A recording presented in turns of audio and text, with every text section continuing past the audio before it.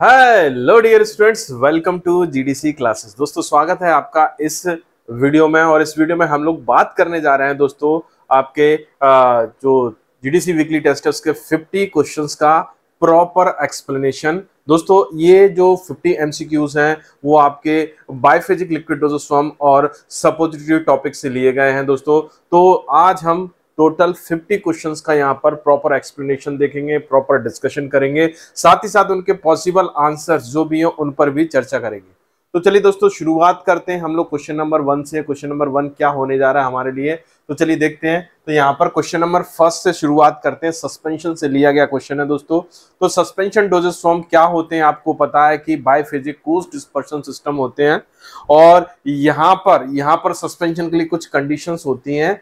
और यहाँ पर एक जो क्वेश्चन पूछा गया है ये किससे रिलेटेड है, चलिए हम क्वेश्चन को पढ़ते हैं। सबसे पहले, suspension that contain disperse particle in concentration of higher percentage. एक सस्पेंशन है जिसमें हायर परसेंटेज में आपके पार्टिकल मौजूद है, मतलब ये कंसंट्रेटेड सस्पेंशन है। कुल मिला के बाद एक कैसा सस्पेंशन है दोस्तों, कंसंट्रेटेड सस्पेंशन है। तो यहाँ पर क्या होगा कि कौन सी फिनोमेना होने के चांसेस हो सकते हैं कि कंसंट्रेटेड सस्पेंशन है। और सस्पेंशन में आपको पता है जो पार्टिकल्स रहते हैं वो आपके पार्टिकल्स किस फॉर्म में रहते हैं, आपके इनडिसॉल्व स्टेट में डिस्पर्स्ड फॉर्म में रहते हैं। और चूंकि यहाँ पर अगर देखें, बात करें बच्चों, अगर देखें तो यहाँ पर कंसंट्रेशन कहीं ज्यादा है, ज्यादा परसेंटेज है। तो यहाँ पर क्या होने के चांसेस हैं, क्या फ्री सेटलिंग हो गया, क्या फिर 100 सेटलिंग होगा, टर्बिड सेटलिंग होगा, नो सेटलिंग। तो आपको पता है सस्पेंशन में एक चीज होती है, एक फिनोमेना जरूर होती है, वो है आपका सेटलिंग, जिसको हम सेटलिंग या फिर हम उसको सेडिमेंटेशन के नाम से भी जानते हैं। इसको किस नाम से, सेडिमेंटेशन के नाम से भी जानते हैं। सेटलिंग या सेडिमेंटेशन एक ही चीज है। अब यहाँ पर सेडिमेंटेशन क्या होता है कि ग्रेविटी के इन्फ्लुएंस में जो आपके पार्टिकल है, ग्रेविटी के इन्फ्लुएंस में जो पार्टिकल होते हैं वो ग्रेविटेशनल फोर्स के इन्फ्लुएंस में वो क्या होते हैं, नीचे से सेटल डाउन होते चले जाते हैं बॉटम में। और बॉटम में सेटल डाउन होने के बाद दोस्तों क्या होता है इनका कि ये हार्ड केक बना सकते हैं। वो अलग चीज होती है कि हार्ड केक बना भी सकते हैं, नहीं भी बना सकते हैं। यदि आपका फ्लोकुलेटेड सस्पेंशन है तो आपका हार्ड केक नहीं बनेगा, डी फ्लोकुलेटेड सस्पेंशन है तो आपका हार्ड केक बन जाएगा, वगैरह वगैरह। तो अलग चीज होती है। लेकिन यहाँ पर है कि एक सिस्टम है और इस सिस्टम में पार्टिकल हायर कंसंट्रेशन में मौजूद है, मतलब कंसंट्रेटेड सस्पेंशन है। तो यहाँ पर पार्टिकल का सेटलिंग होगी, सेडिमेंटेशन होगी, वो किस तरह की होगी। ऑब्वियस सी बात है कि पार्टिकल्स बहुत ज्यादा है, नंबर ऑफ पार्टिकल बहुत ज्यादा है, तो फ्री सेटलिंग तो होने से रही। टर्बिड सेटलिंग जैसा कुछ होता नहीं है, नो सेटलिंग तो ये पॉसिबल ही नहीं है। हिंडर्ड सेटलिंग, हिंडर्ड मतलब रुकावट आ रही है। पार्टिकल, देखिए पार्टिकल सेटल डाउन होगा और एक दूसरे से टकराएगा, और एक दूसरे से टकराने के कारण की जो सेटलिंग है उसमें अवरोध आएगा, रुकावट आएगी, कमी आएगी, डिक्रीज हो जाएगा। तो कहीं ना कहीं एक दूसरे के सेटलमेंट में, कहीं ना कहीं एक दूसरे के सेडिमेंटेशन में क्या करेंगे, ये क्या करेंगे, डिक्रीज रेट को क्या करेंगे, डिक्रीज करेंगे। तो यहाँ पर आंसर क्या हो जाएगा बच्चों, यहाँ पर करेक्ट आंसर हो जाएगा B, hindered settling. Correct answer क्या होना चाहिए, यहाँ पर बी होना चाहिए। चलिए हम आंसर चेक कर लेते हैं करेक्ट आंसर क्या है, और उसके बाद आगे बढ़ते हैं। चलिए आंसर है बी। और आप देख सकते हैं डिस्क्रिप्शन में मैंने आपको जो बताया था वो सारी चीजें यहाँ पर है कि पार्टिकल हायर कंसंट्रेशन में तो एक दूसरे की रेट ऑफ सेटलिंग को अफेक्ट करेंगे। चलिए, तो हिंडर्ड सेटलिंग क्या होती है, इस तरीके से आप देख रहे हैं। फ्री सेटलिंग में पार्टिकल अगर डाइल्यूट फॉर्म में है, अगर मीडियम आपका जो सस्पेंशन अगर डाइल्यूट फॉर्म में है तो इस तरीके से आपका फ्री सेटलिंग होगी। और कंसंट्रेटेड फॉर्म में जो है आपका ये एक तरीके से देखेंगे तो पार्टिकल एक दूसरे को हिंडर्ड सेटलिंग करेंगे, एक दूसरे टकराएंगे और उनकी सेटलिंग में क्या होगा, अवरोध पैदा होगा। चलिए नेक्स्ट क्वेश्चन पर आते हैं। In coarse suspension the insoluble solid में be have a size range. इसको आपको याद रखना पड़ेगा दोस्तों, इसको आपको याद रखना पड़ेगा साइज रेंज को। 10 to 100 micron, 5 to 500 micron, 10 to 1000 micron, 5 to 5000 micron. तो दोस्तों आंसर है यहाँ पर सी, 10 to 1000 माइक्रोन। कोर सस्पेंशन मतलब यहाँ पर कोर सस्पेंशन मतलब सस्पेंशन का साइज थोड़ा सा बड़ा है, लार्ज साइज के पार्टिकल है। कोर्स का मतलब होता है लार्ज साइज के पार्टिकल। तो सस्पेंशन में भी अगर देखें नॉर्मली तो यहाँ पर बड़े साइज के पार्टिकल, नॉर्मली सस्पेंशन का साइज रेंज क्या होता है, 0.5 to 5 माइक्रोन साइज रेंज होता है। लेकिन अगर यहाँ पर देखें तो 10 to 1000 माइक्रोन हो रहा है, तो मतलब कहीं ना कहीं ये कोर्स को बता रहा है कि सस्पेंशन का जो कह सकते हैं कि साइज है वो ज्यादा है, सस्पेंडेड पार्टिकल का साइज ज्यादा है। ओके, तो तो आप देख सकते हैं डिस्क्रिप्शन में ये आपका साइज रेंज आपका दिया हुआ। सस्पेंशन के बारे में पता है, suspension are coarse dispersion heterogeneous systems होते हैं जो कि थर्मोडायनामिकली अनस्टेबल होते हैं और दो तरह के होते हैं, फ्लॉकुलेटेड और डीफ्लॉकुलेटेड। नॉर्मल जो साइज रेंज होती है 0.5 to 5 माइक्रोन होती है, लेकिन एक कोर्स सस्पेंशन की साइज रेंज है तो 10 to 1000 माइक्रोन यहाँ पर आंसर किया है। चलिए दोस्तों नेक्स्ट क्वेश्चन पर आते हैं। स्ट्रक्चर्ड व्हीकल, स्ट्रक्चर्ड व्हीकल का क्वेश्चन है, बड़ा ही अच्छा क्वेश्चन है। Structured vehicle are used in dispersion system because, तो सबसे पहले हमें स्ट्रक्चर्ड व्हीकल के बारे में समझना पड़ेगा, ये वर्ड क्या होता है स्ट्रक्चर्ड व्हीकल। तो स्ट्रक्चर व्हीकल का मतलब क्या होता है कि व्हीकल मतलब होता है आपका एक्सटर्नल फेज। व्हीकल एक बड़ा वर्ड होता है, ब्रॉड वर्ड है व्हीकल। व्हीकल मतलब आपका मीडियम कह सकते हैं, सॉल्वेंट कह सकते हैं, एक्सटर्नल फेज कह सकते हैं। तो यहाँ पर क्या होता है, सस्पेंशन जैसे सिस्टम में दो फेजेस होती है, एक एक्सटर्नल फेज और इंटरनल फेज। तो एक्सटर्नल फेज जो होती है वो व्हीकल कहलाती है। क्या कहलाती है? व्हीकल कहलाती है। और इस एक्सटर्नल फेज में हम क्या करेंगे, सस्पेंडिंग एजेंट ऐड कर देते हैं, जिसके कारण इसकी विस्कोसिटी क्या हो जाती है दोस्तों, इंक्रीज हो जाती है, जिसके कारण रेट ऑफ सेटलिंग कम हो जाती है। और इस फिनोमिना को या कह सकते हैं इस कंडीशन की, व्हीकल की इस कंडीशन को हम स्ट्रक्चर्ड कंडीशन बोलते हैं। तो इस टाइप के व्हीकल को हम स्ट्रक्चर्ड व्हीकल बोल सकते हैं आराम से। चलिए तो यहाँ पर अगर देखें ऑप्शंस को चेक करें, मेरे ख्याल से आंसर आपको बड़ी आसानी से मिल ही जाएगा। They increase the density of medium, they increase the viscosity of medium, they decrease the viscosity of medium, they decrease the density of medium। तो दोस्तों आपको बताना चाहूंगा कि डेंसिटी पर किसी टाइप का इंपैक्ट शो नहीं होता in the case of structured vehicle, but viscosity पर इंपैक्ट होता है। मैंने आपको बताया था कि विस्कोसिटी इनहांसिंग सब्सटेंसेस होते हैं। क्या होते हैं? Viscosity enhancing substances. और इनको हम यहाँ पर सस्पेंशन में सस्पेंडिंग एजेंट्स के नाम से भी जानते हैं। किस नाम से? सस्पेंडिंग एजेंट्स के नाम से भी जानते हैं। ओके तो यहां पर अगर देखें सस्पेंडिंग एजेंट क्या करते हैं, विस्कोसिटी को इंक्रीज करते हैं ना कि डिक्रीज। तो आंसर क्या हो जाएगा? बी।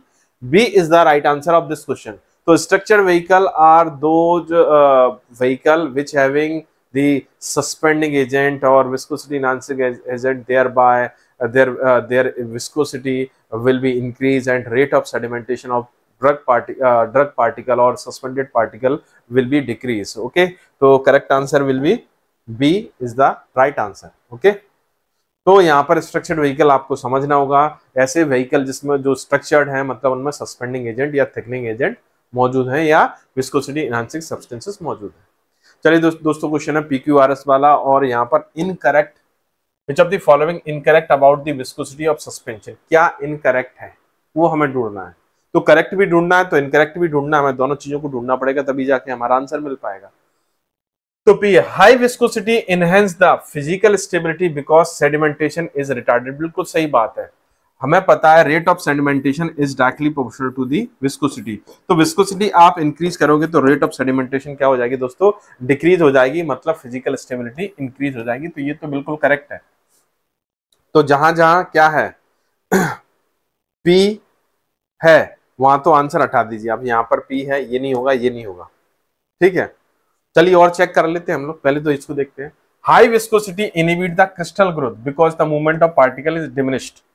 क्रिस्टल ग्रोथ क्या होती है दोस्तों, ये लार्ज साइज के पार्टिकल होते हैं किसमें, आपके सस्पेंशन में, उनके ऊपर स्मॉल साइज के ड्रग पार्टिकल जो कि किस स्टेट में होते हैं, डिसॉल्व स्टेट में होते हैं।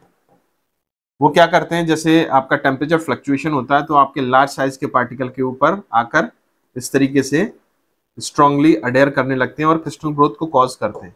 तो यहाँ पर मूवमेंट हो रहा है, एक तरीके से क्या हो रहा है, स्मॉल साइज के पार्टिकल मूव करके लार्ज साइज के पार्टिकल की तरफ आ रहा है। अगर आप विस्कोसिटी इंक्रीज करोगे तो मूवमेंट क्या होगी, डाउन हो जाएगी। जो मूवमेंट है ये विस्कोसिटी इंक्रीज कर देने से मूवमेंट डाउन हो जाएगी। तो ये तो बिल्कुल करेक्ट है।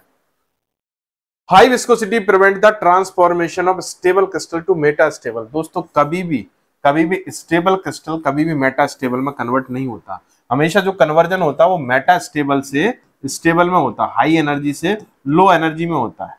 ये बात तो यहाँ पर पूरी तरह से गलत होगी, तो ये ऑप्शन तो हटा दीजिए। High viscosity retard the absorption of drug in this from this suspension, ये बिल्कुल सही है, क्योंकि अगर विस्कोसिटी हाई है तो सस्पेंशन जो है आपका मीडियम से, सस्पेंडेड पार्टिकल है जो मीडियम से बड़ी आसानी के साथ में रिलीज नहीं हो पाएगा, डिसॉल्व नहीं हो पाएगा, जिसके कारण क्या होगा, आपका अब्जॉर्प्शन भी रिटार्ड हो जाएगा। तो ये तो सही है। अब इनकरेक्ट ढूंढना है हमें, करेक्ट तो PQS तो ये करेक्ट है, ये करेक्ट नहीं, हमें इनकरेक्ट ढूंढना है। इनकरेक्ट है ओनली आर। इनकरेक्ट क्या हो जाएगा दोस्तों, only R. Only R is the right answer of this question, D यानी right answer of this question, only R. चलिए, बहुत अच्छा क्वेश्चन था। और इस तरीके से हमने देखा इसको कि विस्कोसिटी से क्या क्या एडवांटेज होते हैं। हाई विस्कोसिटी से आपका सेडिमेंटेशन रेट कम हो जाता है, क्रिस्टल ग्रोथ कम हो जाती है, ट्रांसफॉर्मेशन मेटा स्टेबल से स्टेबल में ट्रांसफॉर्मेशन रुकता है। लेकिन हाई विस्कोसिटी से क्या प्रॉब्लम हो सकती है, रिडिस्पर्शन में प्रॉब्लम क्रिएट हो सकती है, पोरेबिलिटी में प्रॉब्लम हो सकती है, अब्जॉर्प्शन में प्रॉब्लम हो सकती है, हैंडलिंग में प्रॉब्लम हो सकती है। तो प्रॉब्लम्स भी है। नेक्स्ट क्वेश्चन है question number 5, the degree of flocculation of a suspension is 3 and the sedimentation volume is 1.5, calculate the sedimentation volume of the deflocculated suspension. चलिए, तो sedimentation volume of the deflocculated suspension का sedimentation volume ढूंढना है। तो यहां पर दिया हुआ डिग्री ऑफ फ्लोकुलेशन और एक सस्पेंशन का कौन सा, in the sedimentation volume is 1.5। Okay, किसका ऑब्वियसली बात है यहां पर पूछा किसका, डीफ्लोकुलेटेड का। तो मतलब ये आपका सेडिमेंटेशन वॉल्यूम किसका किसका दिया हुआ, आपका फ्लोकुलेटेड का दिया है, किसका, फ्लोकुलेटेड का दिया हुआ है। तो यहां पर बीटा इक्वल टू होता है sedimentation volume of the flocculated suspension upon sedimentation volume of deflocculated suspension. Okay, तो यहां पर हमें क्या निकालना है, sedimentation volume of deflocculated suspension. तो एफ डीफ्लोकुलेटेड क्या हो जाएगा, flocculated equal to F flocculated upon beta. F flocculated कितना 1.5 है और ये कितना, बीटा की वैल्यू 3 है, यानी ये अगर करेंगे सॉल्व तो 1 2 यानी 0.5। तो यहां पर वैल्यू कितनी आएगी दोस्तों, 0.5 आ जाएगी। ये फॉर्मूले को थोड़ा सा मॉडिफाइड करना पड़ेगा, हमें फॉर्मूले को थोड़ा सा मॉडिफाइड करना पड़ेगा, क्योंकि सही आंसर हमें चाहिए तो फॉर्मूला जो है दिया गया है उसके हिसाब से नहीं आएगा आंसर। हमें जो फॉर्मूला चाहिए वो ये है आपका कि आपने क्या किया, sedimentation volume of deflocculated suspension equal to sedimentation volume of flocculated suspension upon degree of flocculation. तो आंसर 0.5 आ जाएगा। Yes, is the right answer. Okay, तो आप देख सकते हैं यहाँ पे इस तरीके से फॉर्मूले को थोड़ा सा मॉडिफाइड कर दिया और आंसर हमें मिल गया। चलिए, अब नेक्स्ट क्वेश्चन पर आते हैं। When the particle are in secondary minimum what will be its effect on the formulation, secondary minimum. तो इसके लिए दोस्तों आपको डीएलवी थ्योरी को थोड़ा सा रिकॉल करना पड़ेगा। यहाँ पर क्या होता है कि आपके एक अट्रैक्टिव कर्व होता है और एक रिपल्सिव कर्व होता है। ये आपका रिपल्सिव कर्व है, ये आपका अट्रैक्टिव कर्व है। और इसका हम क्या बनाते हैं, एक कह सकते हैं कि इसका एक जो कर्व, जो बीच का कर्व देख रहा है, इन दोनों का रिजल्टेंट कर्व है, इन दोनों को मिलाकर बना दिया है। तो यहाँ पर जो पोजीशन अगर हम देखें तो यहाँ पर जो पोजीशन है ये होती है आपकी प्राइमरी मिनिमम। यहाँ पर पार्टिकल कोएगुल के फॉर्म में होता है, प्राइमरी मिनिमम। यहाँ पर जो है पार्टिकल आपका प्राइमरी मैक्सिमम, यहाँ पर primary maximum high energy state में होता है, मैक्सिमम रिपल्सिव स्टेट में। और ये जो कंडीशन है, फाइनल कंडीशन, यहाँ पर अगर देखें, यहाँ पर पार्टिकल सेकेंडरी मिनिमा में होता है। किसमें होता है, सेकेंडरी मिनिमा में होता है। और सेकेंडरी मिनिमा में पार्टिकल की जो कंडीशन होती है वो होती है फ्लोकुलेटेड। क्या होती है, फ्लोकुलेटेड। तो यहाँ पर prevent coagulation, irreversible coagulation, reversible coagulation, यहाँ पर फ्लोकुलेशन वाली कंडीशन होती है सेकेंडरी मिनिमम में। तो आंसर क्या हो जाएगा यहाँ पर, 6 क्वेश्चन का जो आंसर होगा हमारा, B is the right answer of this question. Okay, चलिए, तो आप देख सकते हैं यहाँ पर ये है आपका रिपल्सिव कर्व, ये अट्रैक्टिव कर्व, और ये आपका कंपोजिट कर्व या कह सकते हैं रिजल्टेंट कर्व है। यहाँ प्राइमरी मिनिमम में अट्रैक्शन कोएगुलेशन हो रहा है, ये पोटेंशियल बैरियर है, और यहाँ पर रिपल्शन की कंडीशन, और सेकेंडरी मिनिमम में अट्रैक्शन मतलब ये फ्लोकुलेशन है। चलिए, नेक्स्ट क्वेश्चन पर आते हैं। Which of the following act as a flocculating agent by reducing the electric barrier between the particle. दोस्तों, आप अगर हम बात करें फ्लोकुलेटेड एजेंट, तो यहाँ पर जो फ्लोकुलेटेड सस्पेंशन होता है उसको बनाना है आपको, फ्लोकुलेटेड सस्पेंशन प्रिपेयर करना है। तो उसके लिए आपको क्या करना पड़ेगा, फ्लोकुलेटिंग एजेंट यूज करने पड़ेंगे। 3 टाइप के फ्लोकुलेटिंग एजेंट होते हैं। एक होते हैं आपके इलेक्ट्रोलाइट्स, दूसरे आपके अगर हम बात करें तो सर्फेक्टेंट्स, और तीसरे पॉलीमर।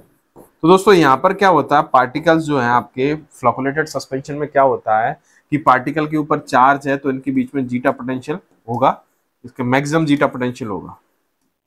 ठीक है, चार्ज होगा पार्टिकल के ऊपर, सपोज दैट पॉजिटिव चार्ज है तो मैक्सिमम जीटा पोटेंशियल होगा। पार्टिकल एक दूसरे रिपल्सिव स्टेट में होंगे, मतलब डीफ्लोकुलेटेड स्टेट में होंगे। तो इनको फ्लोकुलेटेड स्टेट में हमें लेकर आना है, तो कहीं ना कहीं इलेक्ट्रिक बैरियर को क्या करना पड़ेगा, आपको रिड्यूस करना पड़ेगा। और इलेक्ट्रिक बैरियर को रिड्यूस करने के लिए आपको या तो अपोजिट चार्ज का आपको इलेक्ट्रोलाइट ऐड करना पड़ेगा या फिर अपोजिट चार्ज का आपको सर्फेक्टेंट ऐड करना पड़ेगा। तो दोस्तों अगर हम यहाँ पर ऑप्शंस में देखें तो hydrates, hydrolytes, zeta potential, all of the above. तो यहाँ पर क्या करना है, क्या करना है आपको, which of the act as a flocculating agent. देखिए हाइड्रोलाइट्स या जीटा पोटेंशियल फ्लोकुलेटिंग एजेंट काम नहीं करते। यहाँ पर अगर देखें मैंने आपको तीन बताए थे, इलेक्ट्रोलाइट, सर्फेक्टेंट, पॉलीमर, ये तीन के तीन जो है आपके किसका काम करते हैं, ये किसका काम करते हैं, आपके फ्लोकुलेटिंग एजेंट का काम करते हैं। और अच्छी बात आपके लिए क्या है, इसमें एक ही ऑप्शन दिया हुआ है, कौन सा, फ्लोकुलेटिंग एजेंट में इलेक्ट्रोलाइट्स। तो electrolytes are those substances which reduce the electric barrier, thereby reduce the zeta potential and promote the flocculation between the particles। ये है मेन चीज इसकी, किसकी, आपके अगर हम बात करें किसके, इलेक्ट्रोलाइट्स की। तो इलेक्ट्रोलाइट्स कहीं ना कहीं जीटा पोटेंशियल को मिनिमाइज करेगा, जिसके कारण क्या होगा कि आपका जो कह सकते हैं कि पार्टिकल्स एक दूसरे के पास पास आएंगे और अट्रैक्टिव पोजीशन में आएंगे, जिसके कारण क्या होगा, आपका सिस्टम आपका फ्लोकुलेटेड में कन्वर्ट हो जाएगा। तो आंसर ए होना चाहिए। चलिए आंसर भी ये है और आप देख सकते हैं। और यदि हम इलेक्ट्रोलाइट के साथ में अगर हम सर्फेक्टेंट भी यूज करते हैं और वो भी चार्ज वाला सर्फेक्टेंट यूज करते हैं, तो कहीं ना कहीं चार्ज सर्फेक्टेंट भी आपका जीटा पोटेंशियल को रिड्यूस करता है। चलिए नेक्स्ट क्वेश्चन पर आते हैं, क्वेश्चन नंबर 8 असर्शन रीजन वाला क्वेश्चन है। इस टाइप के क्वेश्चन बहुत अच्छे होते हैं दोस्तों। चलिए, creaming should be considered as a separate from the breaking. Creaming और ब्रेकिंग क्या होती है, चलिए इसको थोड़ा सा डिस्कस करते हैं। क्रीमिंग का मतलब होता है movement of the internal phase globules, movement of the internal phase globules according to the density, according to the density। जैसे कि हम बात करें यहाँ पर इंटरनल फेज, एक इमल्शन है ऑयल इन वाटर और एक इमल्शन है वाटर इन ऑयल। तो यहाँ पर ऑयल इंटरनल फेज है, यहाँ पर वाटर इंटरनल फेज है। वी नो दैट ऑयल क्या होता है, लाइट होता है और वाटर जो है हैवी होता है। तो वाटर ग्लोब्यूल्स कहाँ नीचे की तरफ मूव करेंगी और ये ऑयल ग्लोब्यूल्स ऊपर की तरफ मूव करती है। तो यहाँ पर होगी आपकी अपवर्ड क्रीमिंग और यहाँ पर होगी डाउनवर्ड क्रीमिंग। तो कुल मिला के बात है कि जो आपका क्रीमिंग है इस तरीके से आपका movement of the internal phase globules है। लेकिन ब्रेकिंग या क्रैकिंग जो होता है, ब्रेकिंग या क्रैकिंग ऑफ इमल्शन जो होता है, इसमें क्या होता है कि दोनों लेयर्स, इंटरनल फेज और एक्सटर्नल फेज, दोनों एक दूसरे से पूरी तरह से सेपरेट हो जाती हैं, सेपरेट लेयर्स में, देयर इज नो इंटरेक्शन। जबकि जो क्रीमिंग में उसमें इस तरीके का नहीं होता। यहाँ पर क्रीम्स में आपकी ग्लोब्यूल्स इस तरीके से सरफेस पर इकट्ठा हो जाती है या फिर बॉटम में इकट्ठा हो जाती है, लेकिन फ्यूज नहीं होती। तो मतलब ये फिनोमेना जो होती है रिवर्सिबल होती है और ये फिनोमेना जो होती है इरिवर्सिबल होती है, इसको करेक्ट नहीं कर सकते। चलिए रीजन देखें, क्योंकि creaming is a irreversible process. ये तो बिल्कुल गलत लिखा है, उल्टा लिखा हुआ है। Breaking is the reversible process, possible ही नहीं है। उल्टा लिख दिया गया, ये तो उल्टा लिख दिया गया, मतलब रीजन तो गलत हो गया, रीजन एक्सप्लेनेशन देने की बजाय तो गलत हो गया। तो असर्शन तो पूर्ण रूपेण सत्य है कि क्रीमिंग पूरी तरह से डिफरेंट है ब्रेकिंग से। क्या, किस कॉन्टेक्स्ट में, रिवर्सिबिलिटी के कॉन्टेक्स्ट में, और अगर डेफिनेशन वाइज भी बात करें तो अलग। लेकिन रीजन पूरी तरह से फॉल्स है। रीजन क्या दोस्तों, पूरी तरह से फॉल्स है। तो मतलब यहाँ पर जो आंसर होना चाहिए हमारा, जो आंसर जो निकल के आ रहा है इस क्वेश्चन का, वो आंसर निकल के आएगा हमारा कौन सा, A is the right answer of this question. Yes, A is the right answer. Okay, चलिए तो यहाँ पर देख सकते हैं डिफरेंट टाइप की फिनोमेना, डिफरेंट टाइप की प्रॉब्लम जो कि एसोसिएट रहती हैं किससे, इमल्शन की स्टेबिलिटी से। तो इसमें अगर हम बात करें दोस्तों मोटे मोटे तौर पर अगर हम बात करें तो कौन कौन सी फिनोमेना होती है। क्रीमिंग जो मैंने आपको बताया, डाउनवर्ड अपवर्ड, एक फ्लोकुलेशन होता है, aggregation of the internal phase globules, उसको फ्लोकुलेशन बोलते हैं। बट यहाँ पर पूरी तरह से फ्यूज नहीं होती, मतलब डिस्टेंस इनमें क्या होता है कि पास पास आते हैं बट फ्यूज नहीं होते। एक होता है कॉलिशन, जिसमें आपका internal phase globules just fuse होना शुरू हो जाते हैं, और ब्रेकिंग में आपके इंटरनल फेज ग्लोब्यूल्स पूरी तरह से फ्यूज होकर सेपरेट लेयर में आ जाते हैं और पूरी तरह से सेपरेट हो जाते हैं आपके एक्सटर्नल फेज से। तो यहाँ पर अगर बात करें बच्चों, अगर देखें तो कॉलिसेंस और एक क्रीमिंग, सॉरी क्रैकिंग, ये दोनों इरिवर्सिबल होती है। और ये अगर बात करें दोस्तों, ये कैसी होती है, ये आपकी रिवर्सिबल होती है, मतलब इनको करेक्ट कर सकते हैं।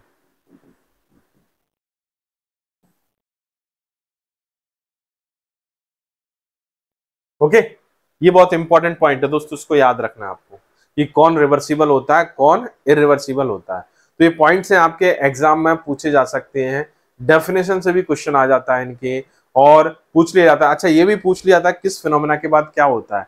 तो अगर देखें यहाँ पर, अगर मैं फ्लोकुलेशन के बारे में बताऊं तो फ्लोकुलेशन क्रीमिंग के पहले भी हो सकता है, क्रीमिंग के दौरान भी हो सकता है, और क्रीमिंग के बाद भी हो सकता है। लेकिन क्रीमिंग और फ्लोकुलेशन के बाद कॉलिशंस होता है, कॉलिशंस के बाद आपका क्या होता है, क्रैकिंग होता है। और एक प्रॉब्लम और होती है जिसको बोलते हैं phase inversion, switching off emulsion. एक इमल्शन का दूसरे इमल्शन में तब्दीली क्या कहलाता है, आपका फेज इन्वर्जन या स्विचिंग ऑफ इमल्शन कहलाता है। तो उसको आपको याद रखना है।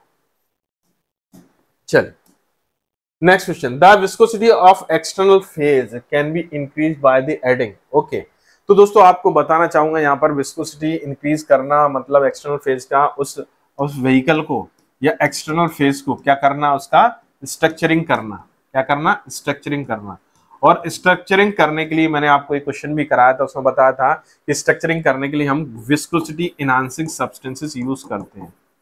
विस्कोसिटी एनहांसिंग सब्सटेंसेस यूज करते हैं, जिनको हम सस्पेंडिंग एजेंट भी बोलते हैं।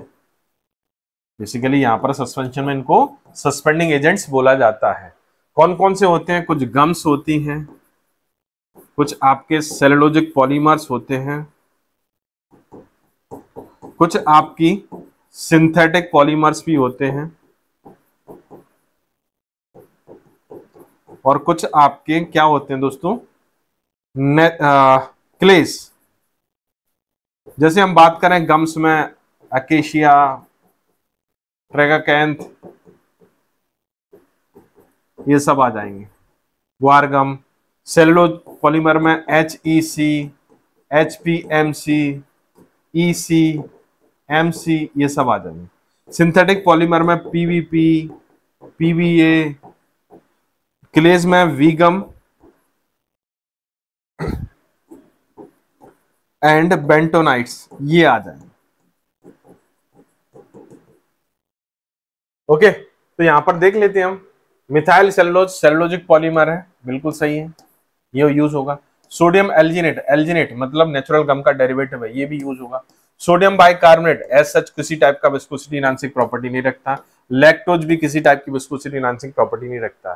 तो P एंड Q, आंसर क्या हो जाएगा दोस्तों यहाँ पर, P and Q is the right answer of this question. P and Q, yes, A is the right answer of this question, P and Q. Okay, चलिए अब आगे बढ़ते हैं, नेक्स्ट क्वेश्चन की तरफ चलते हैं। Which agents themselves cannot form stable emulsion but act as a thickening agent and help to stabilize emulsion? तो दोस्तों यहाँ पर इमल्शन को बनाने के लिए अगर हम देखें तो इमल्सीफायर की जरूरत पड़ती है।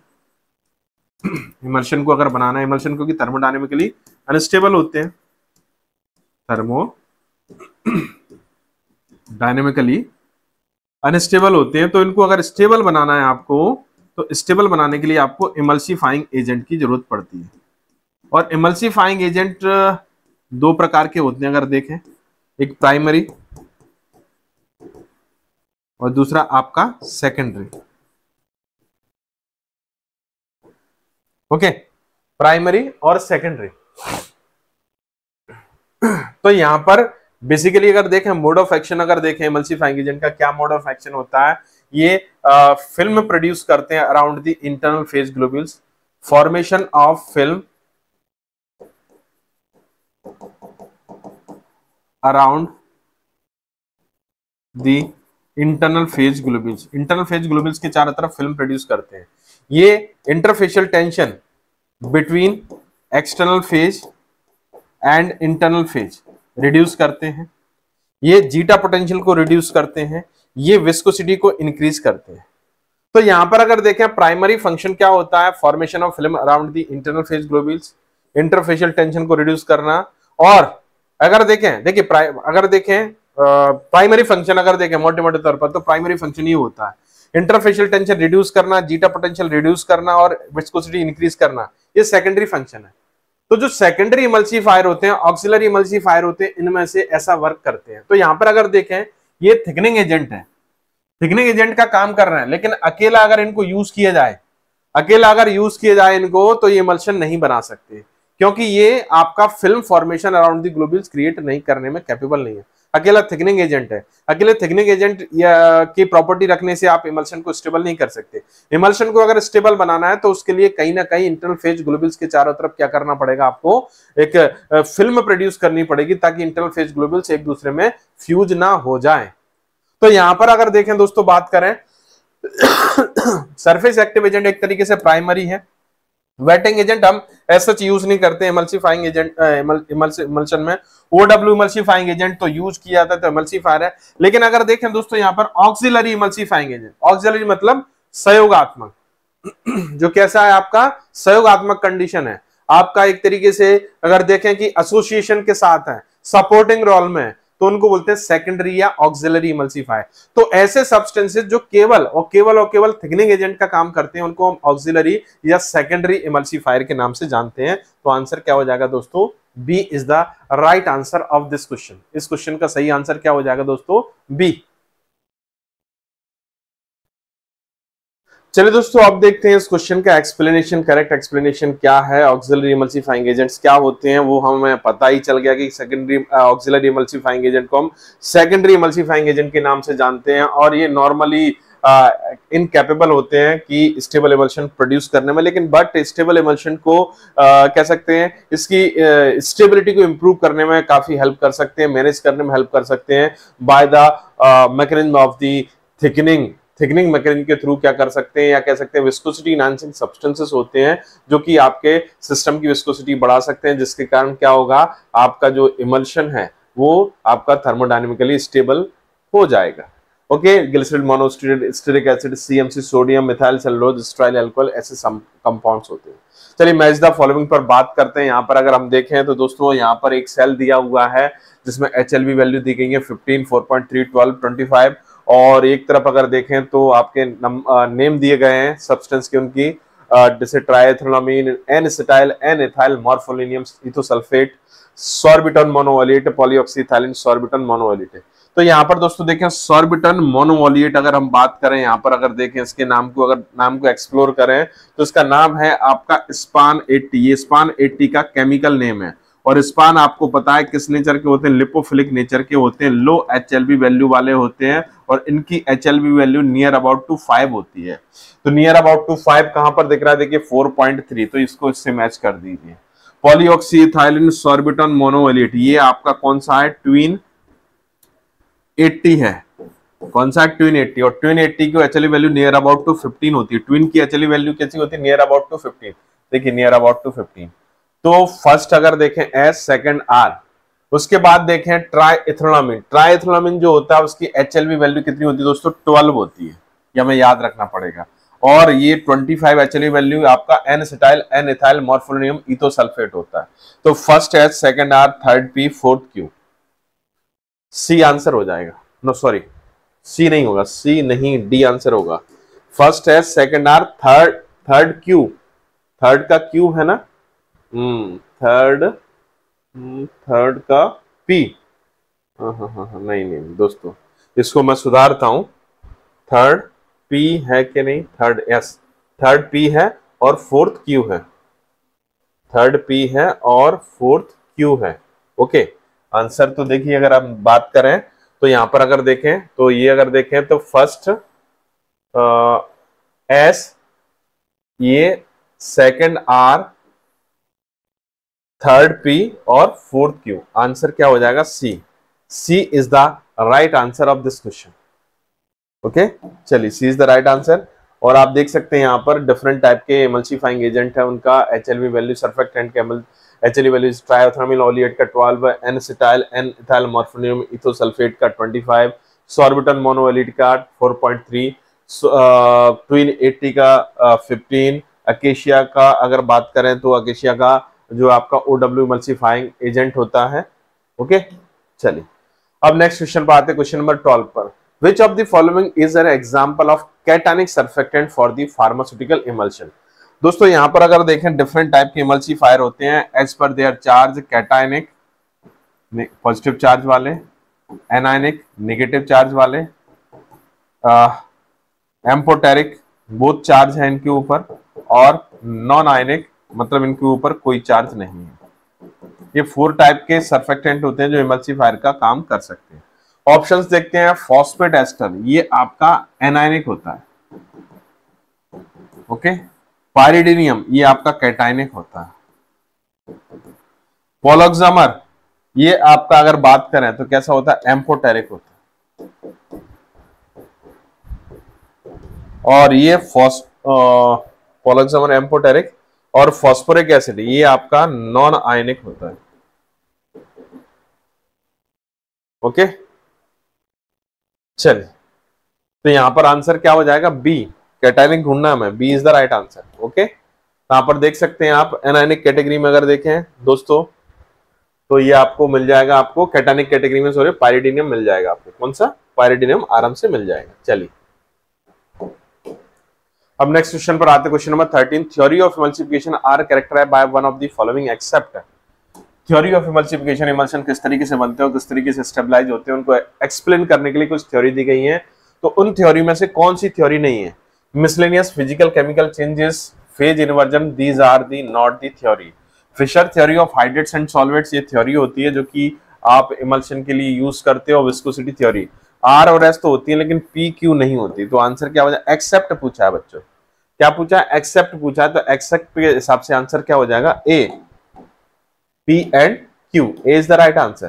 तो आप देख सकते हैं यहाँ पर कौन कौन सी थ्योरीज हैं जिसमें हम इमल्शन को बनाने का तरीका देखते हैं। Monomolecular adsorption theory, oriented wedge theory, oriented adsorption theory, plastic और interfacial film theory, surface tension theory, interfacial tension theory, Fisher theory of hydrates and solvates and viscosity theory. चलिए नेक्स्ट क्वेश्चन पर आते हैं। Increasing the proportion of disperse phase of emulsion by more than 60% may lead to. अगर मान लीजिए disperse phase देखिए, अगर emulsion को प्रिपेयर करते हैं तो उसमें 2 फेज होती हैं, एक डिस्पर्स फेज, एक डिस्पर्शन मीडियम। एक डिस्पर्स फेज जो कि इंटरनल फेज होती है और दूसरा आपका क्या कौन सा होता है दोस्तों, dispersion medium.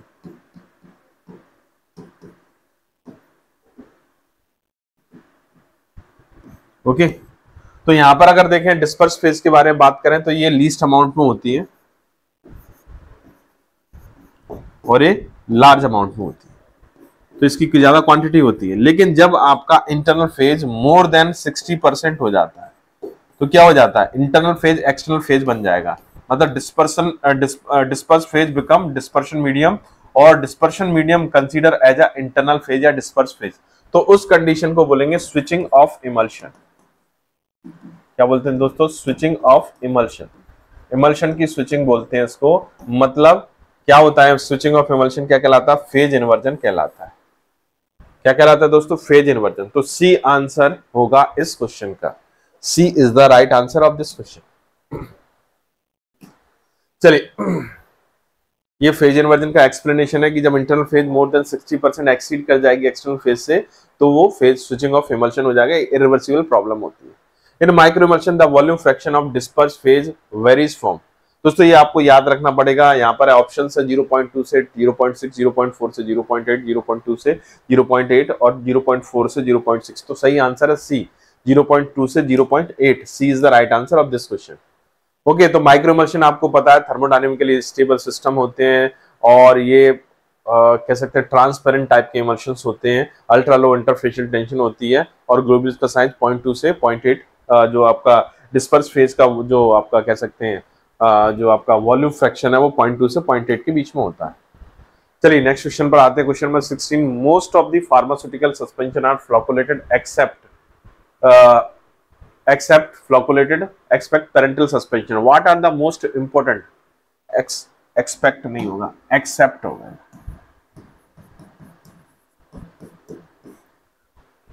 What are the most important hurdles of the parental suspension? कौन कौन से hurdles होते हैं सस्पेंशन में?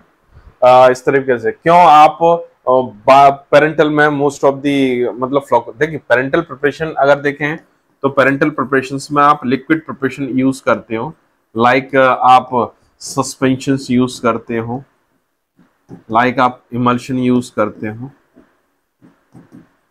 Solutions and powder for reconstitution.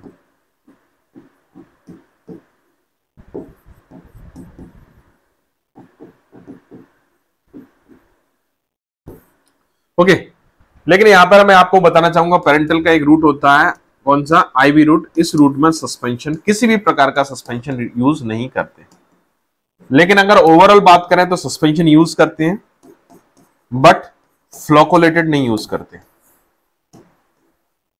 फ्लोकोलेटेड suspension use नहीं किया जाता, फ्लोकोलेटेड सस्पेंशन हम लोग यूज नहीं करते।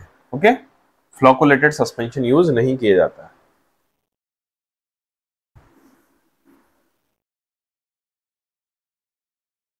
क्यों नहीं यूज करते हम flocculated suspension? Due to the problem of bioavailability, जी नहीं, सॉल्युबिलिटी इशू, जी नहीं, ऑल ऑफ दी अबव। दोस्तों यहां पर सबसे बड़ा इशू जो होता है सिरिंजेबिलिटी।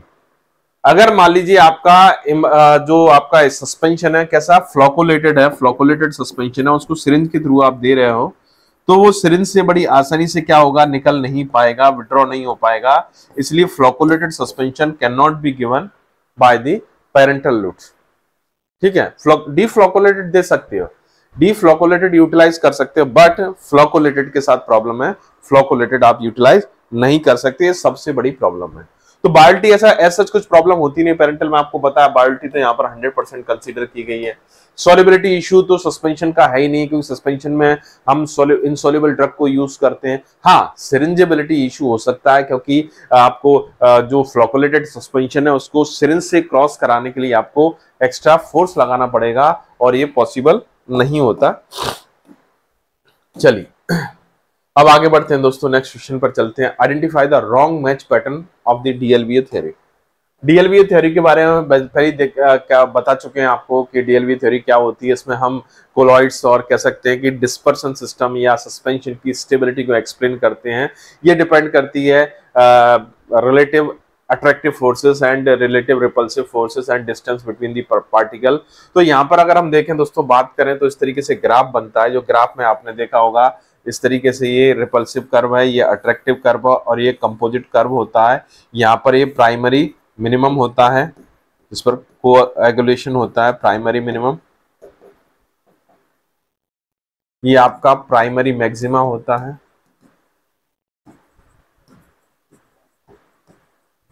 और यहां पर आपका सेकेंडरी मिनिमा मतलब फ्लक्स। ओके, तो यहां पर primary maximum high repulsive forces, irreversible coagulation, ये बिल्कुल सही है। Primary maximum high repulsive, prevent coagulation, high repulsion. Secondary minimum weak interaction forces, नहीं, सेकेंडरी मिनिमम तो बिल्कुल सही है, वीक इंटरेक्टिव फोर्सेस हैं, फ्लोकुलेशन होगा। अब यहां पर primary maximum high irreversible coagulation, ये कोएगुलेशन नहीं होगा। ओके, कोएगुलेशन की संभावना होती नहीं है। प्राइमरी मैक्सिमा रिपल्शन है, तो रिपल्शन ब्लॉक करेगा, रिपल्शन ब्लॉक दी कोएगुलेशन, कोएगुलेशन को ब्लॉक करता है रिपल्शन। ये सही नहीं है, ये सही है। हाई रिपल्सिव है, प्रिवेंट कोएगुलेशन। प्राइमरी मैक्सिमम पर क्या होता है, रिपल्सिव फोर्स मैक्सिमम होते हैं और कोएगुलेशन नहीं होता। तो आंसर आपका रॉन्ग मैच पूछा है, तो रॉन्ग मैच तो ये है, A is the right answer. ये आंसर होना चाहिए दोस्तों। यहाँ पर डी दिया है, बट इरिवर्सिबल कोएगुलेशन कैसे पॉसिबल है, रिपल्सिव फोर्सेस है, पॉसिबल ही नहीं है।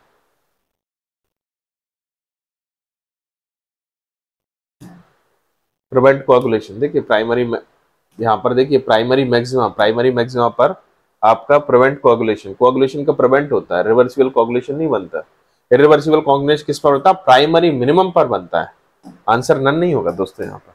ये अगर प्राइमरी मिनिमम होता तो बात सही थी ये, लेकिन यहाँ पर प्राइमरी मैक्सिमा है, तो प्राइमरी मैक्सिमा पर तो रिपल्शन होता है। आंसर नन नहीं होगा, आंसर ए होगा। A is the right answer of this question, not none. तो आप देख सकते हैं यहाँ पर प्राइमरी मिनिमम पर highly attraction forces, irreversible coagulation, primary maximum by high repulsion prevent coagulation, secondary minimum weak attractive forces and fluctuation.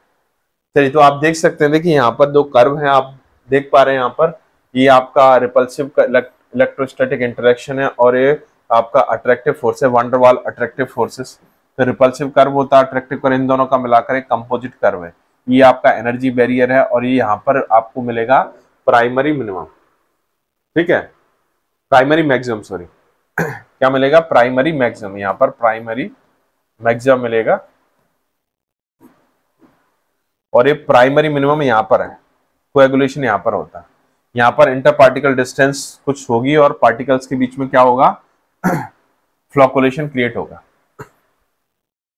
तो secondary minimum पर फ्लॉकुलेशन, प्राइमरी मिनिमम पर कोएगुलेशन और प्राइमरी मैक्सिमम पर रिपल्शन, नो कोएगुलेशन। चलिए दोस्तों अब आते हैं क्वेश्चन नंबर 18 पर, स्टेटमेंट वाला क्वेश्चन है। चलिए देखते हैं, micro emulsion are thermodynamically stable system. ये बात बिल्कुल सही है, माइक्रो इमल्शन एकमात्र ऐसे इमल्शन है जो कि आपके थर्मोडायनेमिकली स्टेबल होते हैं, बाद बाकी थर्मोडायनेमिकली अनस्टेबल होते हैं।